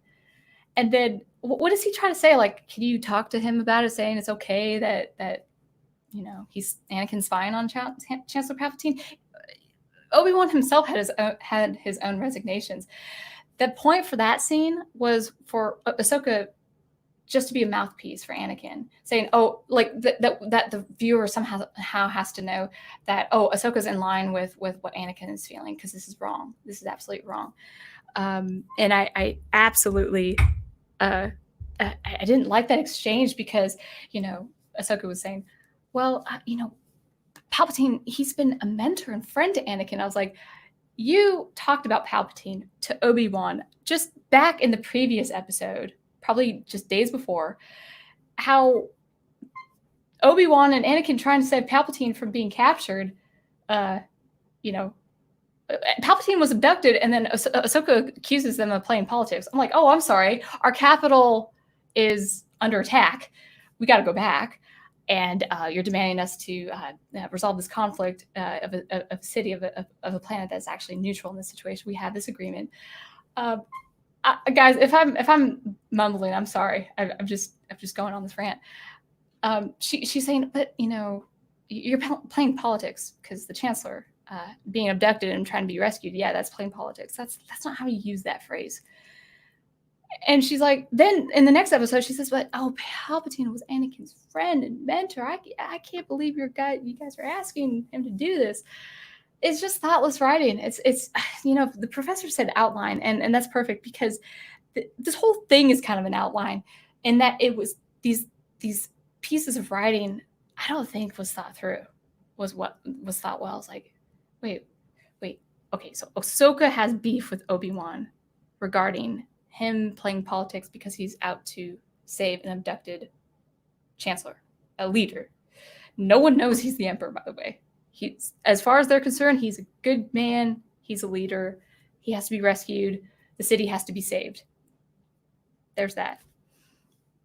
And then she has beef with him in the next episode, saying, "Oh, I can't believe you're allowing this, to have it. What do you expect me to defend your decision?" There was no reason for Obi-Wan to have asked her to do that.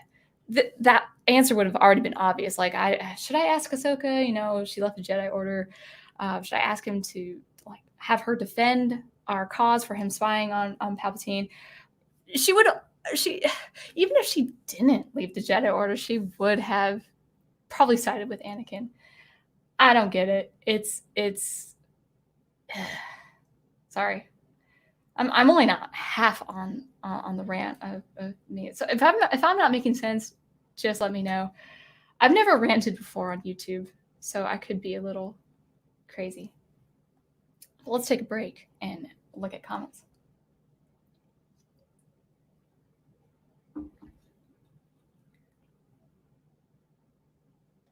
Let's see. Yeah, I agree. Gosh, it's just beautiful. Yeah, I get that, Nanette. I do. I think maybe the prof preempted you not liking her. I like her. I did not like how she was treated in the writing here. And it was a massive example of favoritism. Oh, good. It's only 10:30. Good. I don't feel so bad. Oh, by the way, this headache is gone. So maybe ranting about Star Wars helps. I don't know.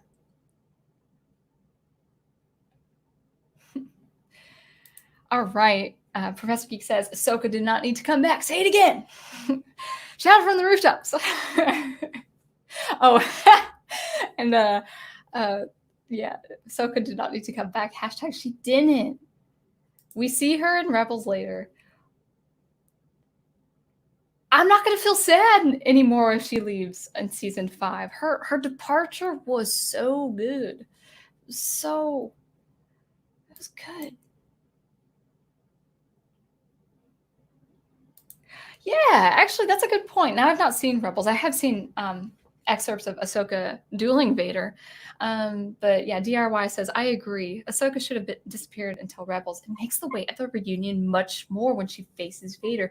Yeah, we can understand that she survives. We didn't need an arc to say, oh, she survived the clones.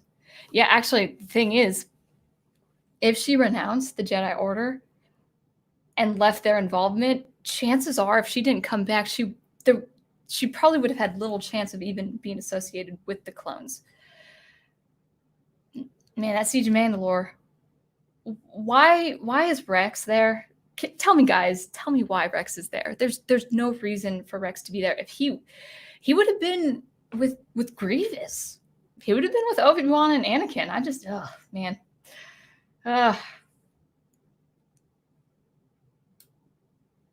see.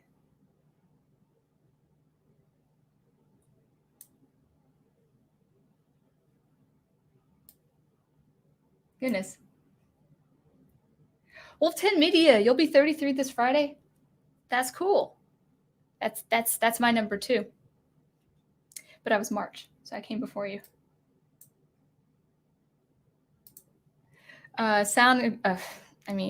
Big Al Presents says, I hate the use of constant return after death. It cheapens any sacrifice the characters made. You know, I think people have a fear of death. Now, I think there's I'm not saying I don't have a fear of death, but I'm talking about in stories. In stories. You know, Charlotte A. Cavatica, saving Wilbur's life and putting herself through it, to do a huge task by writing words on her web, and her dying after that. Her death is impactful, changed Wilbur's life forever. And he cemented her legacy. That's the thing, is with death, with these characters and these heroes, there's legacy. I don't know where I saw it on Twitter. I don't know what article, but it was like, can Anakin come, or not Anakin, but can Vader come back in another subsequent installment? Like, why does Vader need to come back? Why does Palpatine need to come back? There's no reason. Just, talk about the sequel trilogy. Abrams established five villains in The Force Awakens. 5. And he used none of them. He had to bring back Palpatine. So we're talking about thoughtless writing. Yeah, actually, I was considering bringing a person back from the dead, but not through any spiritual things, probably through some very alien science that humans don't understand, that could look like it's coming back from the dead. I'm still playing with that idea. I'm not sure, but the thing is, if I did something like that, it would be a huge part of the story. Palpatine didn't need to come back. He didn't need to be part of the story. We had Snoke. And Snoke, okay, Palpatine could come back. Snoke could have come back. I actually thought that's where J.J. Abrams was going. I thought Snoke was going to come back as Plagueis or some sort of real powerful Force user. Not maybe even, being corporeal, maybe incorporeal, where he's an embodiment of some kind, like maybe a spiritual embodiment of some kind. I thought he was going to come back a more frightening way. And then when I realized, I haven't seen Rise of Skywalker, but Abrams could have, quote, retconned the Jedi, Last Jedi, by just adding on to it. Like, if it was my baby, if that project were my baby, I would be like, okay, so Snoke was killed physically, but let's see if we can actually bring him back in a more dynamic way. Oh, Palpatine. No. Palpatine's a good idea. Just, yeah.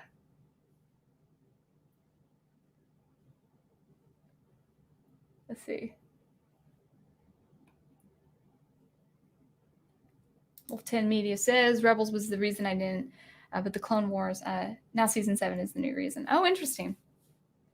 I might get into the Rebels. I don't know.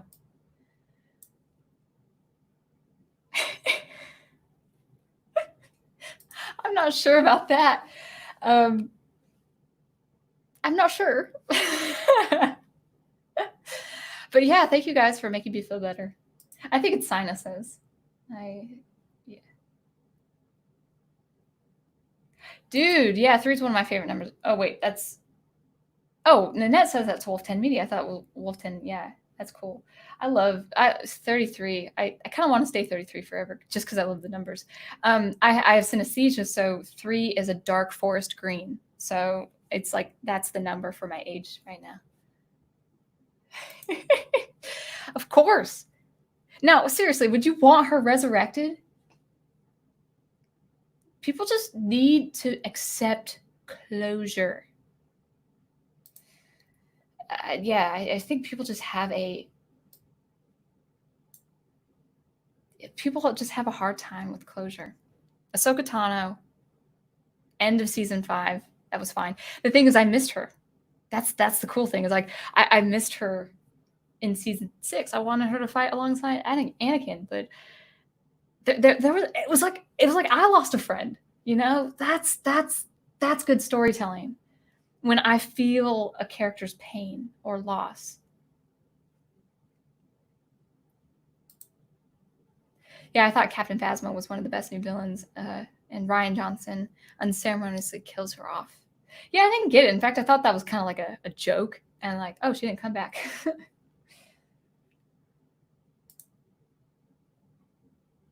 Okay, yeah. Is that, by the way, is that the cartoon?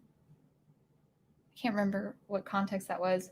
I need to get back into that old cartoon. Well, it's not old, but I think it was made in the 90s.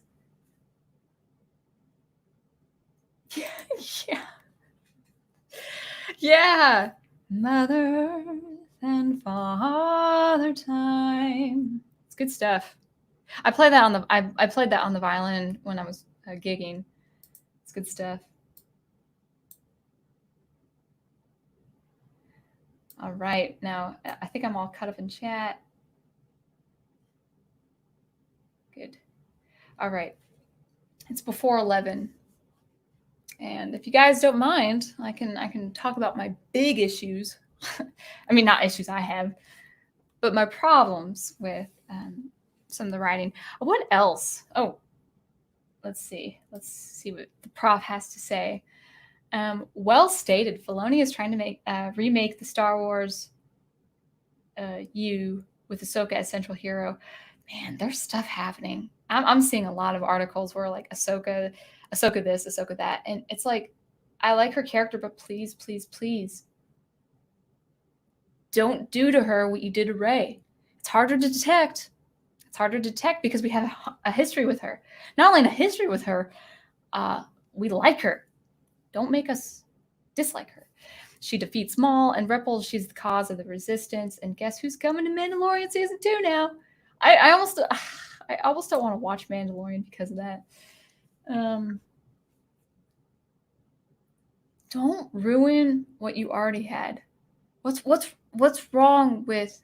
Listen, I've got characters I like that will make a sacrifice because war is involved.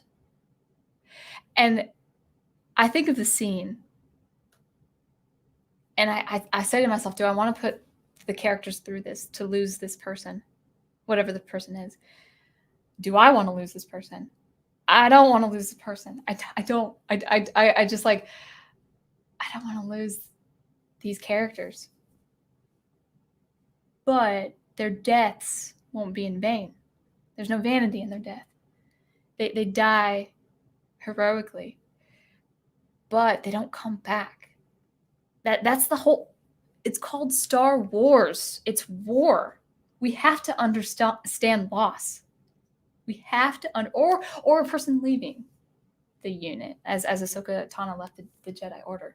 We have to understand letting go. We don't like it. It's sad, but we have this fear of being sad. We have a fear of being sad, and I'm going through Revelation. Shoot, I got to prepare to be very sad and dealing with war and pestilence, and Revelation's not a happy place. But I'm preparing myself mentally, if something like that should happen in my lifetime. So we're so afraid of being sad, and yet we're always sad. We're a sad bunch of people.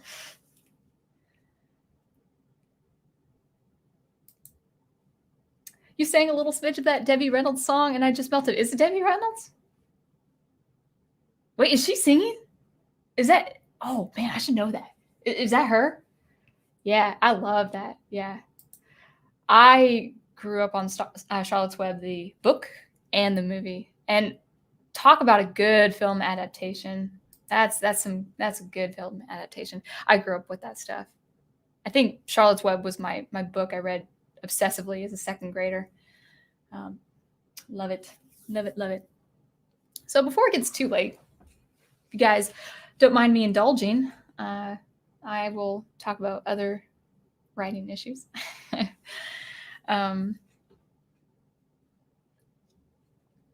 Yeah, I know you guys were talking about it at office hours, and I was thinking, I was like, oh man, I don't feel good, and for joining office hours. Thanks for the invite, by the way, Prof. When you did that, and I was like, Troy's gonna take my best points, and then you guys talking about canon. I was like, oh, so that was fine.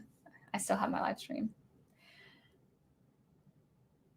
I would DRY. I'd have to actually hear that Disney song, The Widows, and maybe I'd sing. I think Baby Mine from Dumbo takes the cake. I think that's a sad one.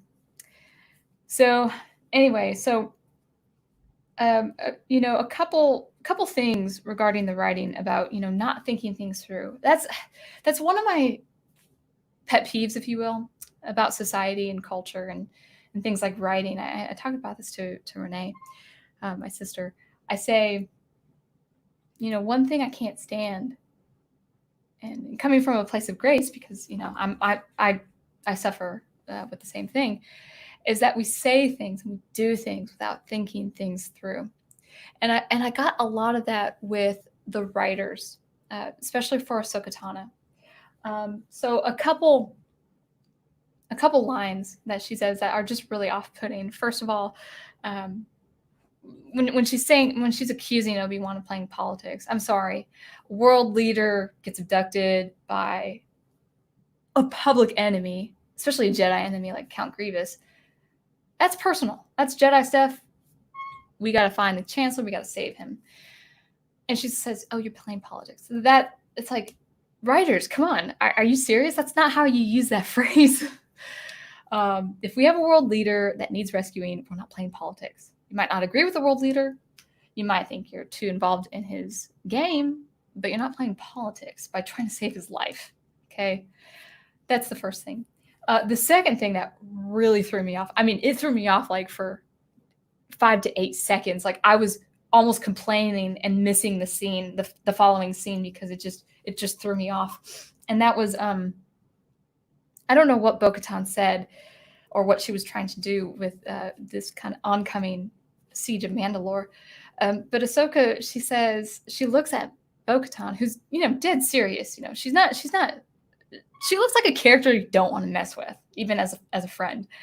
Ahsoka says to her, you are nothing like your sister. And it's not what she said, it's how she said, "Oh, you're like kind of that cheeky, like, yeah, you look nothing like, oh, you're nothing like your sister." Well, thank you. My sister is dead. Thanks for considering that. Not only is she dead, she died tragically at the hands of the person we're trying to capture.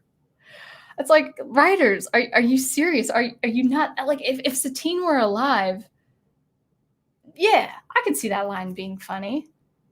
But Satine is dead. She died at the hands of Maul. I mean, and brutally too. It's like, this is so off-putting. It threw me off for like a good 8 seconds. I was like, and I actually had to scroll back to see what the next scene was about because I was so put off by that. So kind of the just not thinking things through. I want to talk about the capture of Maul.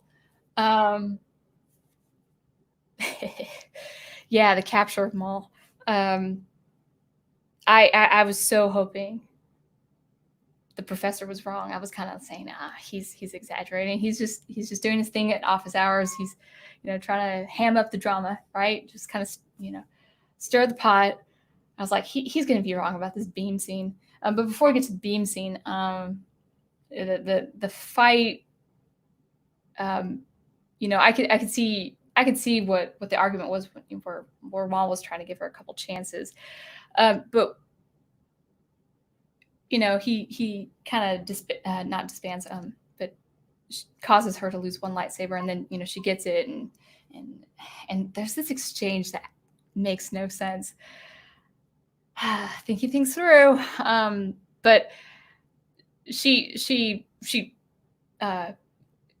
is on the defense. She got her second lightsaber just in time before he was gonna. either do the blow or at least get her to surrender at least. She says, "You're lucky Anakin didn't show up." And then I'm like, okay, that's kind of cheeky. But then they circle each other, which is kind of odd. I'm no combatant. I don't know anything about knife fights or sword fights or anything like that. But you're usually on the defense, I think, right? Well, she says kind of in a punk teenager way that teenager you'd find at a mall. She said, "The way you're fighting now, you wouldn't have lasted this long." And the way actually they angled her, she kind of looked not from Star Wars. She actually looked American with an attitude. She looked like an American with an attitude. The way she was angled, and now we don't see it. I don't think we see it on the screen, but she flips. By the way, Rey does this too. She flips her lightsaber handle with her hand, so the hilt is rolling over her palm. You don't see it, but it's kind of like that, like, hey, look at me, I'm doing some fancy work here. Well, she's on the defense, and her enemy, a deadly one at that, is like 8 feet away. And it's like, if you're on the defense, you've got the sword or the knife away from you and ready to go. I don't know anything about combat, but I know you wouldn't flaunt your weapons, like saying, hey, look at me. I know you're only 8 feet away from me, but that's so much time to flip the saber over her palm to say, like, look at me, look how cool I am. That's enough time for a killing stroke, okay? It's just, combatants don't do that. I don't think in a real life scenario, unless they're like 20 feet away or something. Yeah. And then, and my sister, as much as she loved the arc, she thought this was extreme. There's a point where Maul is totally on her. What does she do? She kicks him out a window. First of all, doesn't he have the force where he could, resist that and drop to the floor and get her while she's still on the floor? But I hope I hope my mic's not dropping, because the mic kind of just went away. But it was like, it was just through the window. That was a little extreme. And then finally the beam scene. Oh, I meant to watch this before I saw it. I have to double check. Oh well. But Ahsoka had everything going against her. I was like, well, she has everything going against her. Prof said she makes it. She makes it. Now, I have to look at this, because I think my sister said it in a different way, so I have to study it. But she's kind of like, evading. There's my chair. Evading his blow. Just the killing stroke. And I think she grabs the mid handle of it.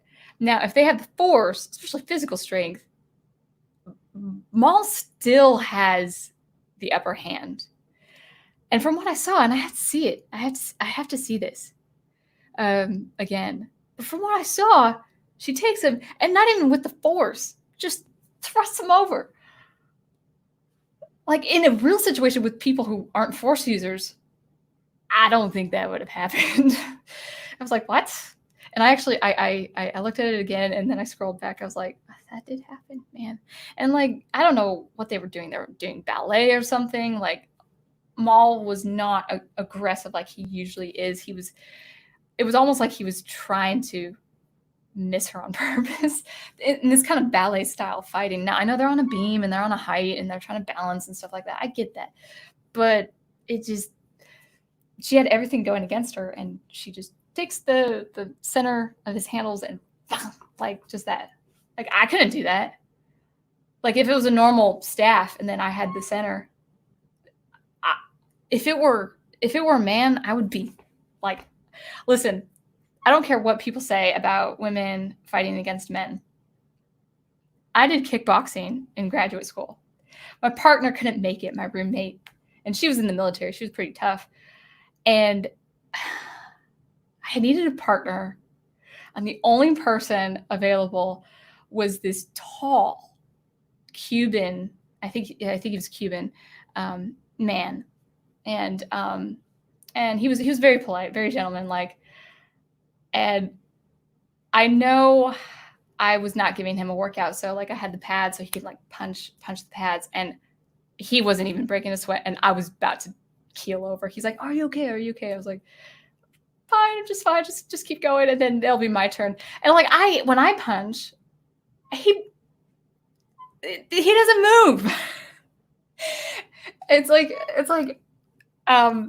people say like, "What makes you fight men?" It's like that, like probably in a rare situation, but it's like I did not. My wind was gone. Like I totally just like keeled over trying to combat this guy, and I didn't even cause him to break a sweat. So you want your realism, you got to be real. Maul to Ahsoka was kind of like the gentleman's height to mine. It was like there would have been no way if it had nothing to do with the Force. There'd been no way she was at an advantage. So there you go. So that's her capturing him.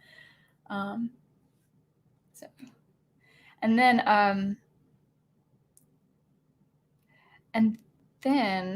let's actually see what Nanette says. She didn't so much capture him as save his life when he fell. The clone troopers captured him. Yeah, actually, yeah. Where the capture wouldn't have happened if that kind of helicopter thing didn't come. Their military vehicle. He probably would have fell and perished. But let's all talk about. Let's see, it's coming on 2 hours. Probably around 11:30. Thanks, guys, for letting me rant. I've been waiting this. This has been pent up in me probably since last Sunday. But I think even worse than the capture, I think some of the most thoughtless writing is her releasing Maul at the end. Okay. So the clones turn on her. She's acting on self-preservation alone. I understand that. Ahsoka needs to survive. We get that. But in order for her to live, in order for her to survive, the writers write in her releasing Maul as a distraction, as a diversion. Now, this is contradictory to what they say later, what Ahsoka expresses later to Rex when they see that they're outnumbered and they have no way out besides some cunning. When Rex is weeping and seeing that this is, turning on his brothers is tearing him apart, but he understands what's happening. She takes off the helmet and says to him, these guys can't die by my hand.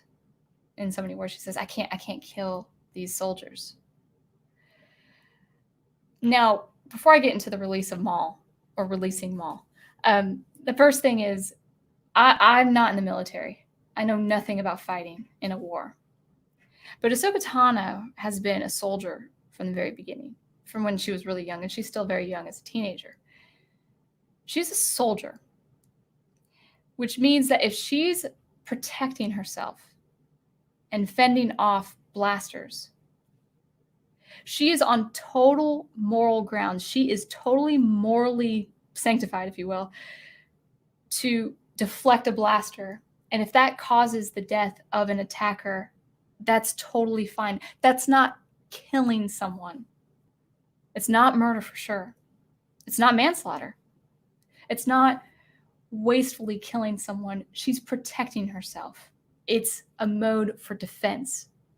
But she says, they can't die by my hand. Well, I've got news for you. They all died by her hand, by her releasing Maul. Maybe not directly by her hand, but by releasing Maul, he starts out in that hallway scene brutally killing soldier after soldier after soldier. Then when he's finished with that, in order to try to escape, he destroys, I believe, some kind of hyperdrive or a terminal. I'm trying to think of a reactor of some kind that damages the hyperdrive. He destroys it, and subsequently, it really eventually, over time, destroys the entire ship. And actually, the scene where they come out of hyperspace, actually, that was really cool when the ship is destroyed. That was pretty effective. But the ship is destroyed, and they're entering atmosphere, and all the drama of Rex and Ahsoka trying to escape, trying to stop Maul from escaping. That ship goes down, and it destroys them all. It destroys them all. The only people surviving are Rex, Ahsoka, and Maul. Even the droids didn't make it. That was sad. So she may not have killed them directly, but by her releasing Maul, caused all their deaths.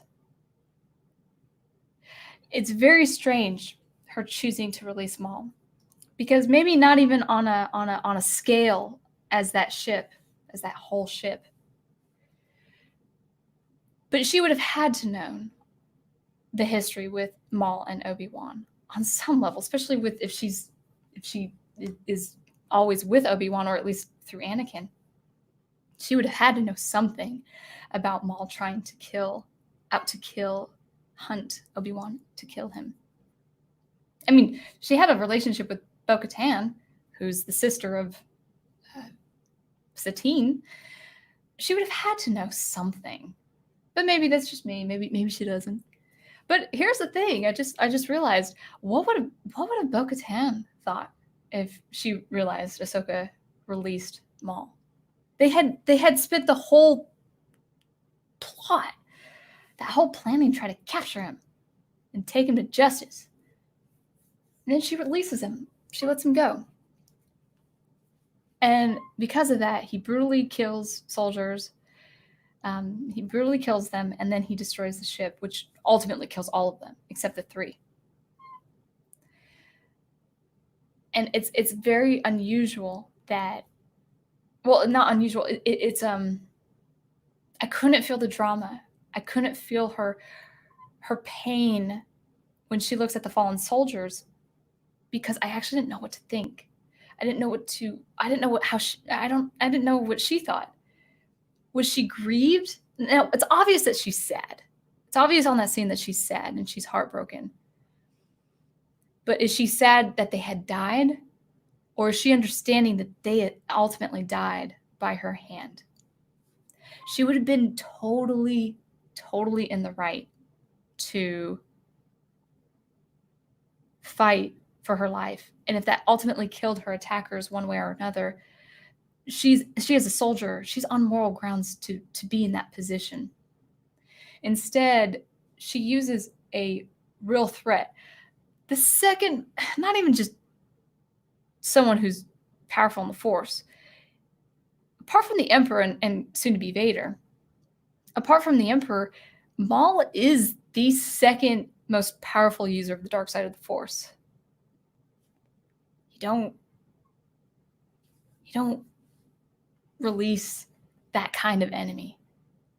Now, I can't say from my own experience what I would do in that situation if I were trying to preserve my life. And maybe this might be an arbitrary example, but what if by preserving my life, I let a gunman go free and people died at that gunman's hands? Now, I didn't kill them directly, but if I found that out, like if I was in a situation where I could have contained this person, or even took matters in my own hands to save other lives, but I found that to preserve myself, people were killed by that gunman's hand. I don't know how I'd live with that. Now, I don't know. I'm not a hero. I can't call myself a hero. So I don't know what I would do in that situation. But when you're talking about a story in filmmaking or in literature, the hero does the noble deed. And Ahsoka Tano is not a hero in this respect. Those people died. Those soldiers died by her hand, indirectly, but they died by her hand.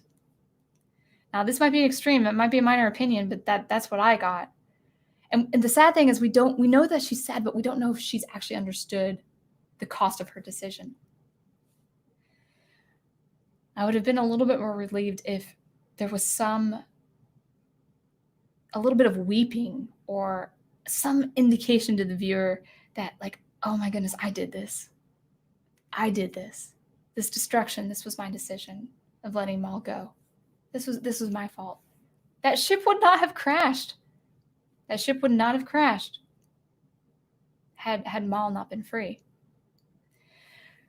So yeah, there's that. I had a huge problem with that last part. People say, "Oh, it was so dramatic," and I was taken out of it because I needed to see if Ahsoka understood what she had done.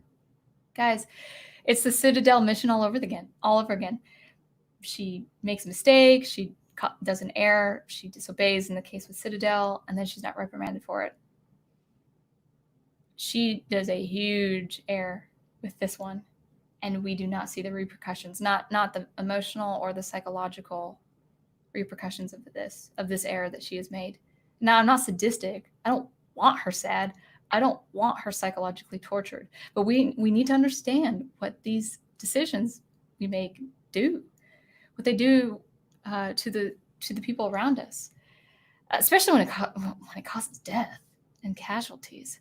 And ultimately, the second most powerful user of the dark side of the Force, well, next to Vader and Emperor, he's free. He's free. So it's like, to me, that really made no sense. But what are your thoughts? What are you guys thinking there?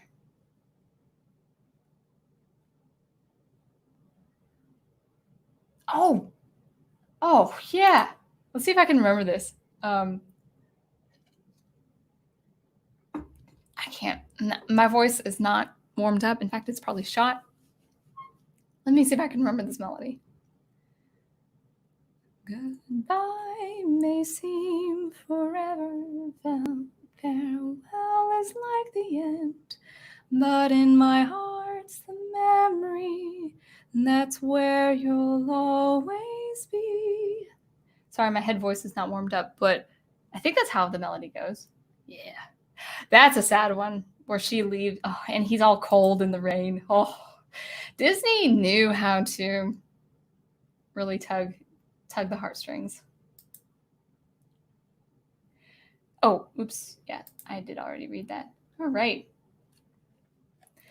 Any other questions, comments? I think that I covered most of my things. So, I don't know if you guys also saw, like, this is a small thing, but it was huge for me. And I actually put a picture of it on my video. But when Rey tries to stop the moving shuttle with the Force, you know who does that? I haven't seen the movie. I will see it. Rey does that with the transport in Rise of Skywalker. I mean, the little nuances, guys. Little nuances. We have to be vigilant because it's a sad one because I do like Ahsoka, and I don't want her treated this way. It's going to be sad if, like, 2 or 3 years down the road, we start seeing her treated like Rey was treated. And I think that's going to be a blow for some fans. In fact, they defend themselves when they're attacked, when they're called these names and people accusing them of having a hard time with a female lead character when they don't care for Rey as a character. And then they turn to Ahsoka because Ahsoka's the female character they look up to. But now I think Disney's going to pull a rug under them over the next 2 or 3 years and say, well, you liked Ahsoka, but we're actually going to take her in this direction. And I think that would be sad.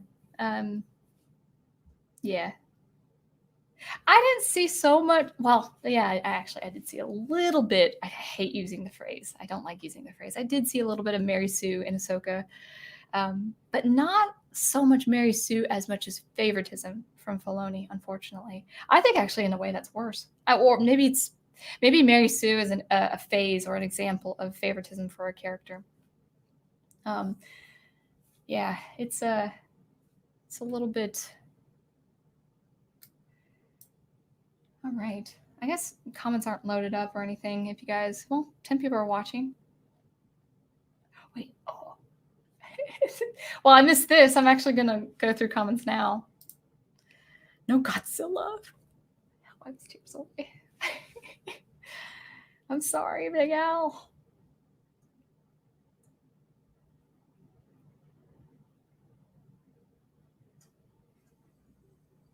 Oh, yeah. Oh, yeah. Chrono Trigger. Dun, dun, dun, dun, dun, dun, dun, dun, dun. And it's Shala's theme. I'm trying to think of some main themes. I'd have to listen. Now, I've never played Chrono Trigger, but I think as an undergrad, I saw a walkthrough on YouTube, and I just went through the whole story. Some gamer played the whole story with no speaking. I just was watching the video, and beautiful music. Dun, dun, dun, dun, dun, dun. And the thing is, melodies can be so simple but so profound and so beautiful. Doesn't have to be showy. Does not have to be. It doesn't have to be elaborate or complicated. Yeah. So. Okay. Now I'm getting my music teacher phase.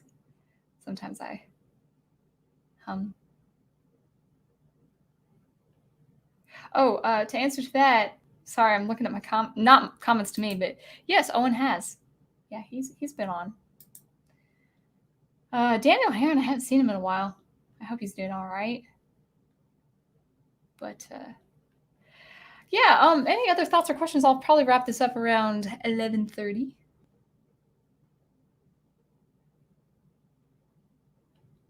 Yeah, some good comments. Oh yes. I saw a comment from Melissa. Oh, where was it? Something about bad manners and table eating. Yeah, I mean, I grew up with my grandparents, both my grandmothers from my mom's and dad's side of the family, proper women. I mean, you didn't have elbows on the table. You had you put the food in your mouth. You chewed with your mouth closed. And at first, as a kid, you're like, I don't want to do this. But then you realize how much courtesy and respect and etiquette is so important, especially today, especially when people really just put themselves first and all of that.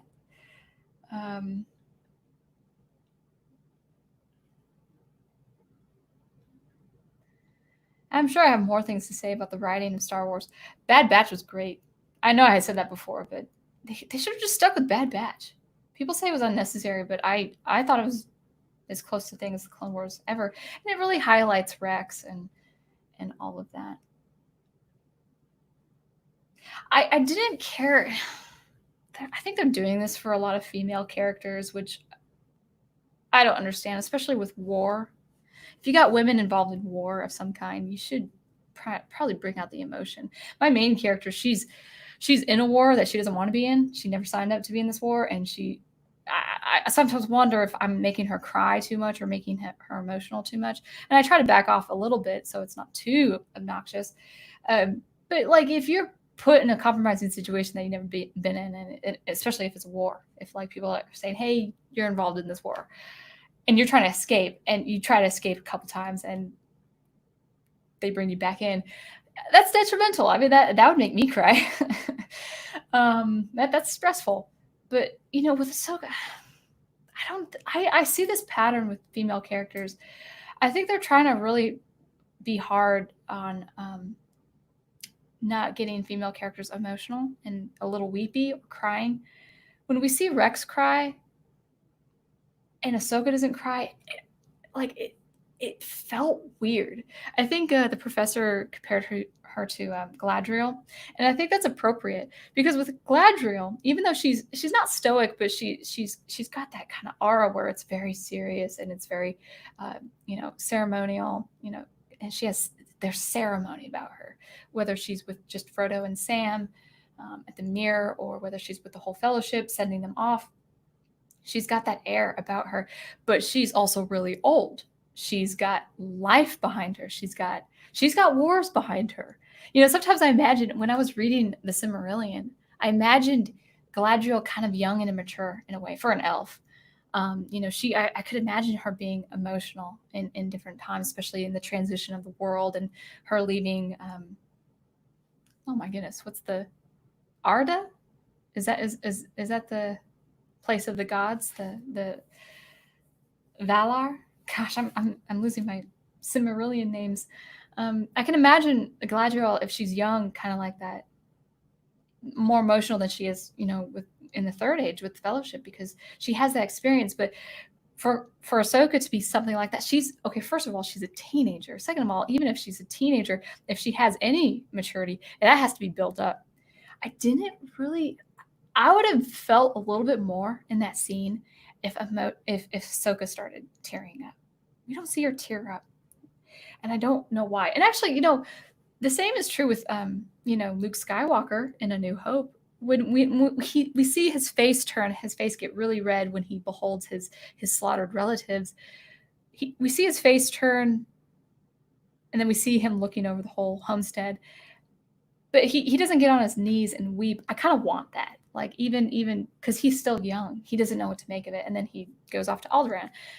So I thought that was also quite quick too. It's not really digging at Ahsoka, but I do want a little bit more emotion. She doesn't feel emotion. She says, you're a good soldier. I can't let these men die by my hand. There's no emotion. It's a very it's I don't know. I'm coming on 2.5 hours. Thank you guys for letting me rant.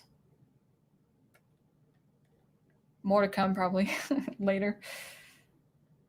Looks like I've got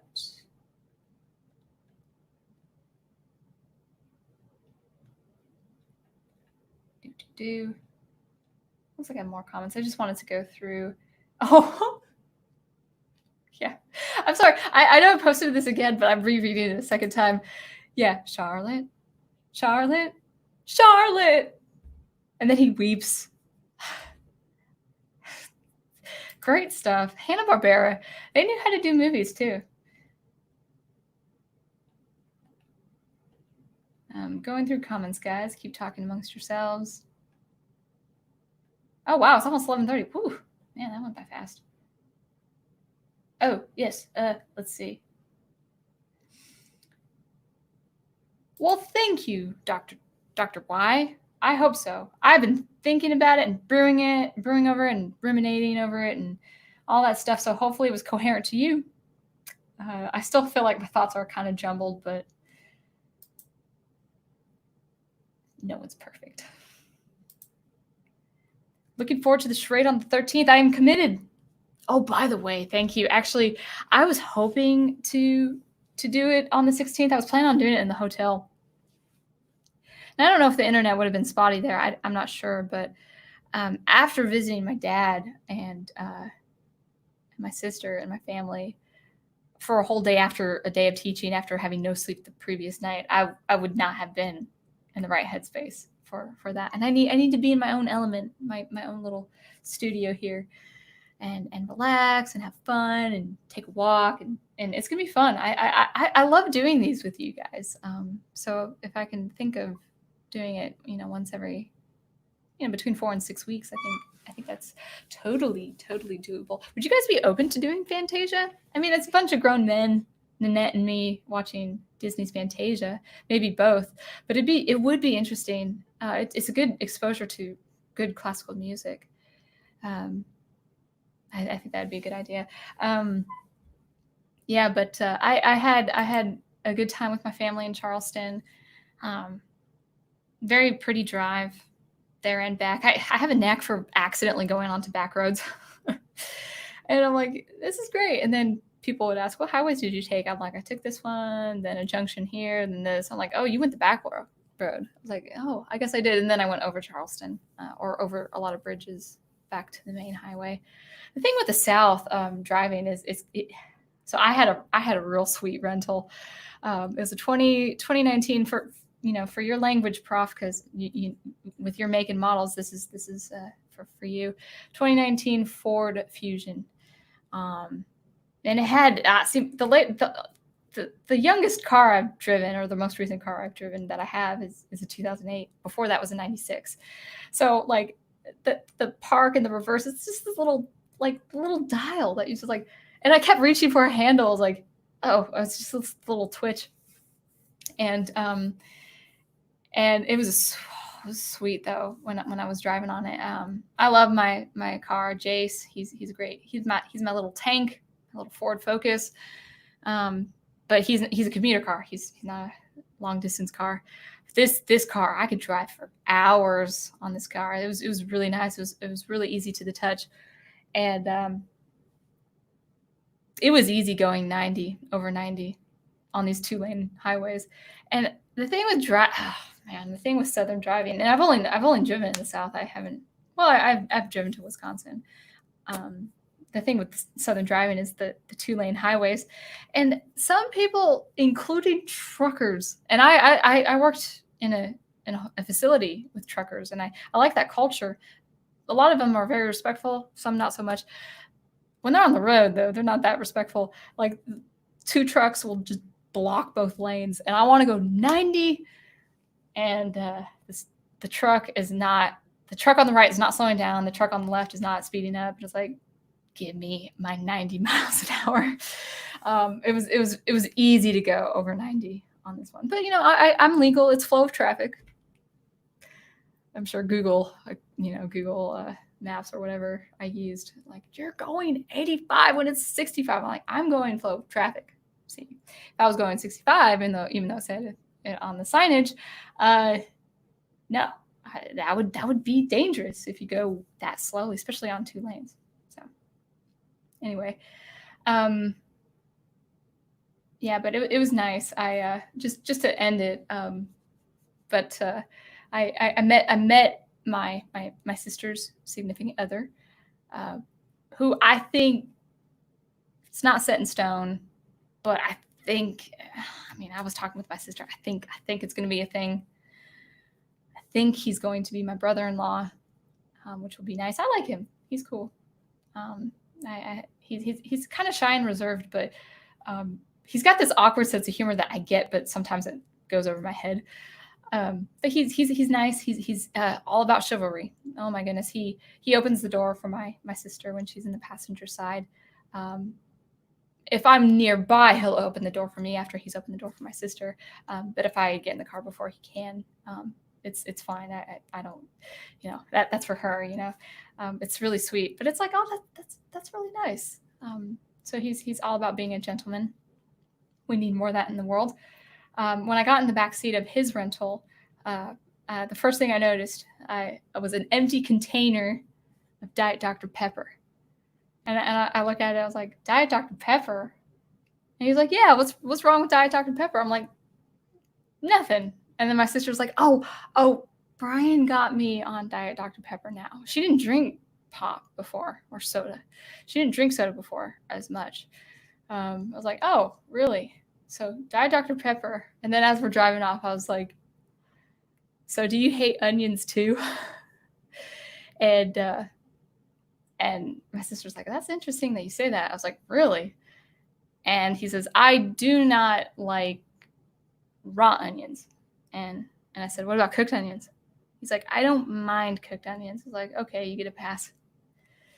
But so I think I'd be surprised if he didn't end up becoming my brother-in-law. So I approve. I think he's cool. So it could have been worse. It could have been someone I didn't care for. So I wouldn't want to marry, or I wouldn't want to have a sibling-in-law that I didn't care for. So let's see.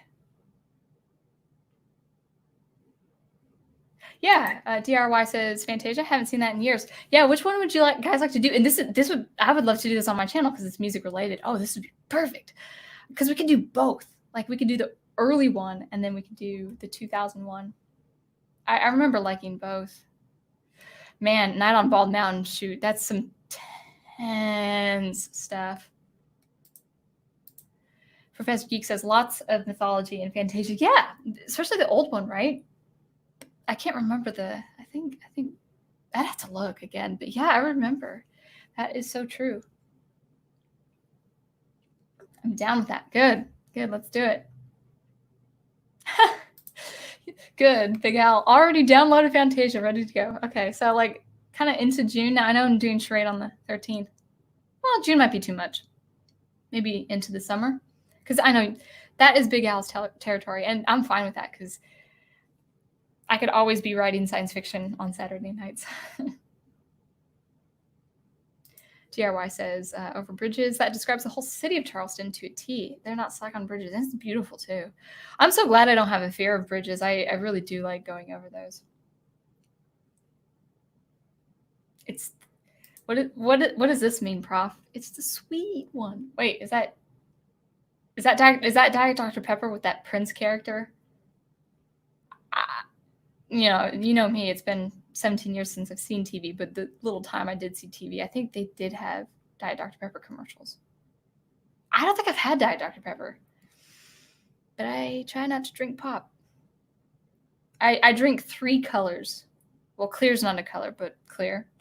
Water, black coffee, and green tea. I have nothing against people drinking soda.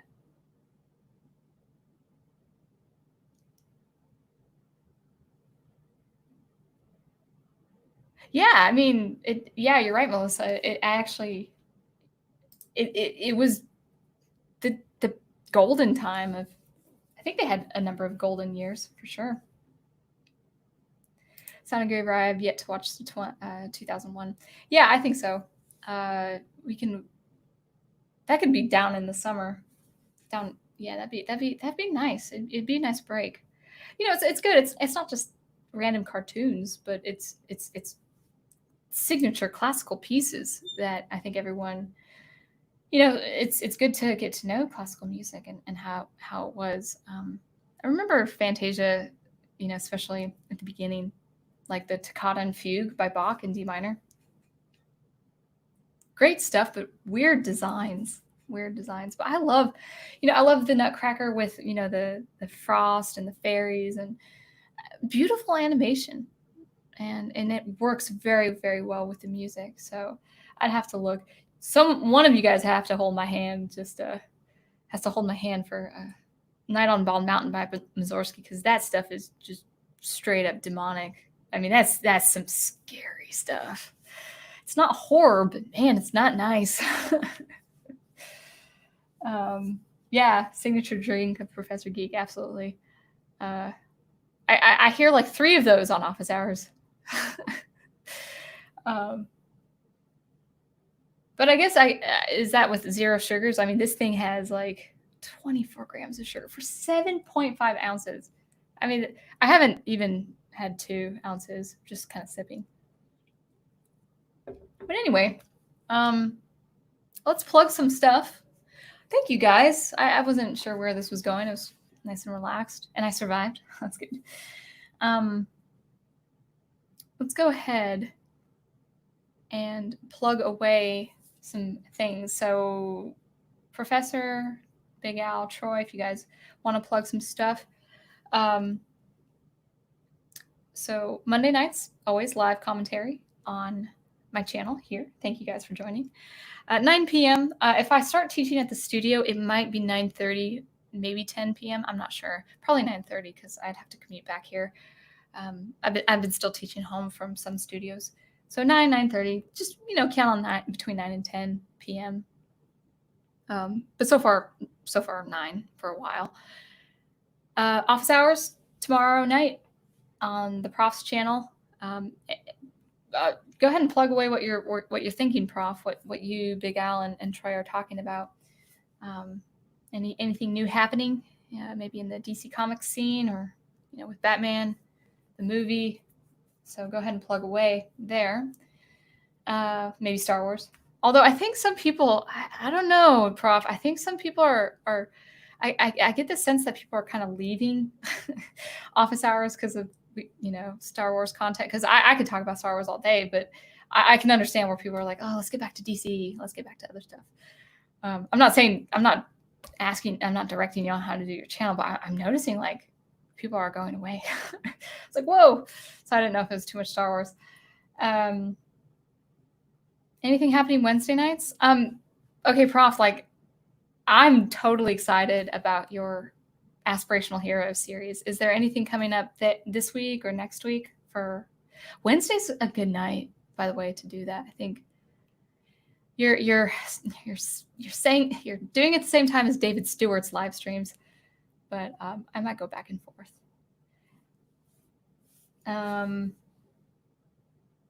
Let's see what DRY says. My dad has a term for Disney films. He calls all the ones made after Walt Disney died. Oh, interesting. I kind of felt weird using the word Disney because it's like it's not Disney. It's not him. His name has become something apart from him, and that's meta. That's weird. All right, Big Al says we have film scheduled through July 4th. Oh, okay, all the way to July 4th. Wow. Can I see the schedule? Can you guys send that to me on Twitter? I'd be interested. And I am committed on the 13th. Rain, snow, sunshine, tornadoes. Even if I lose power, I'm committed.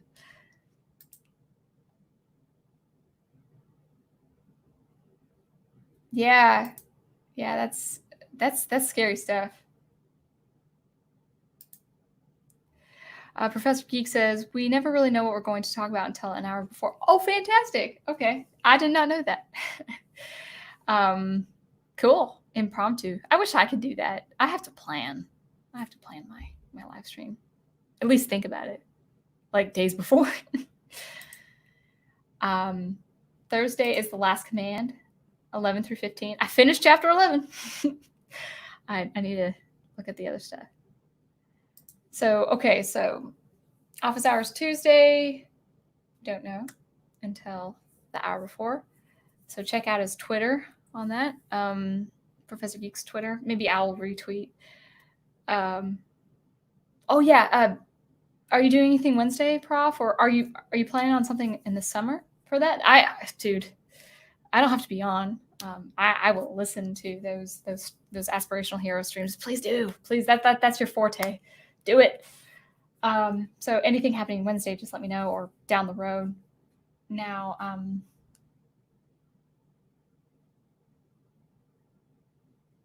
I would have to check out what that is. Let me check out what that is. If it's appropriate, I'll try. But next stream, we ought to discuss. Okay. I won't even say it. Is it folk music with anger, like ilk? Oh, bye, Melissa Harris. Thank you. Thank you for joining the whole time. Thank you for sticking around the whole time. I appreciate that.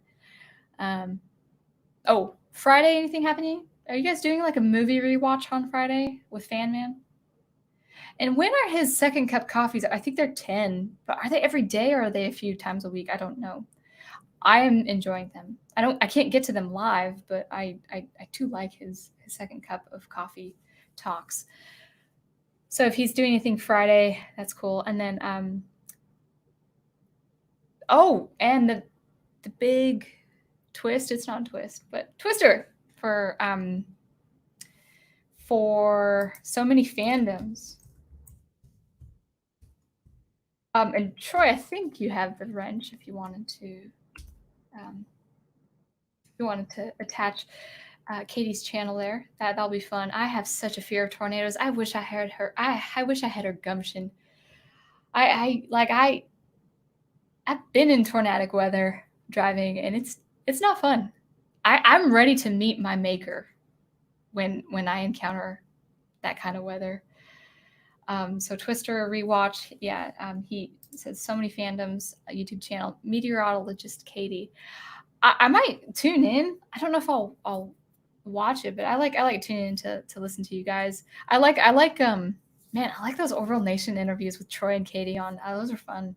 I don't know a thing about what you guys are talking about, but it's fun to listen to you guys. Professor Geek says definitely doing an inspiration of hero stream or two this week. Oh, okay, cool. This week. Okay. So we'll just be on the lookout for that. It's not set in stone for it to be Wednesday. You're on my list. Thank you.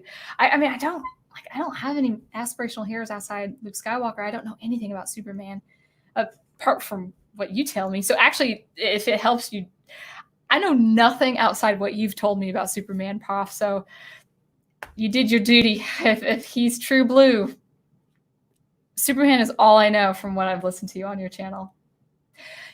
Man, I'll try to find your video. I've seen it twice. Actually, you have the wrench too, if you can find it in your video. I don't even know what it's called, but you did a beautiful comparison of Superman for the light and Batman for the dark, but both being aspirational heroes. That Batman is not edgy. That was great. That he shines his light and justice in the dark recesses of Gotham. Where people wouldn't approach.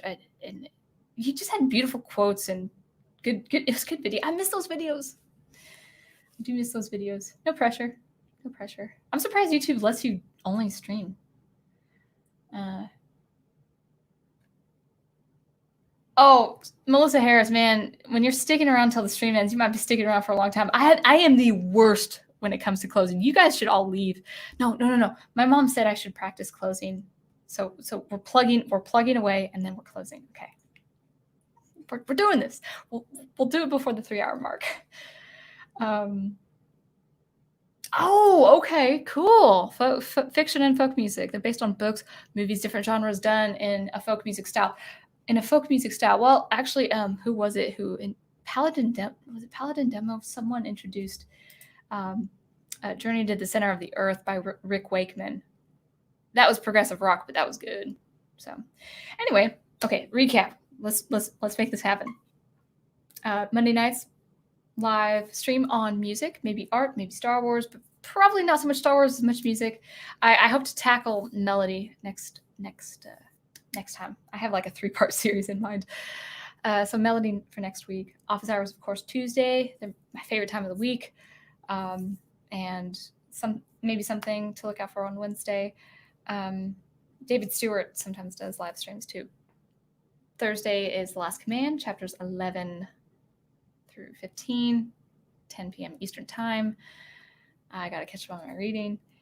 And Friday, maybe something with Fan Man. But don't plug anything. And Twister on So Many Fandoms with Big Al and Troy Pacelli. Nanette, are you joining them? I think that would be fun. I like Nanette and Troy's exchange. You guys need to do something like you need to make your own channel, just like Nanette and Troy and Nanette. That's fun to say, Troy and Nanette. So anyway, I think that's everything for now. Let's go ahead and call it good unless you have anything else to say. Of course, I should practice closing. The professor's good about this. Fan Man's good about this. I'm terrible at this. Thanks for sticking around. So thank you guys always for watching and listening. I do appreciate your support, and always be on the lookout for some sound experimentation on my channel every Thursday, and some live commentary on music and art and the like on Mondays.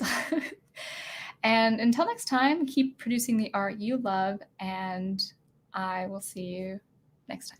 Have a good night.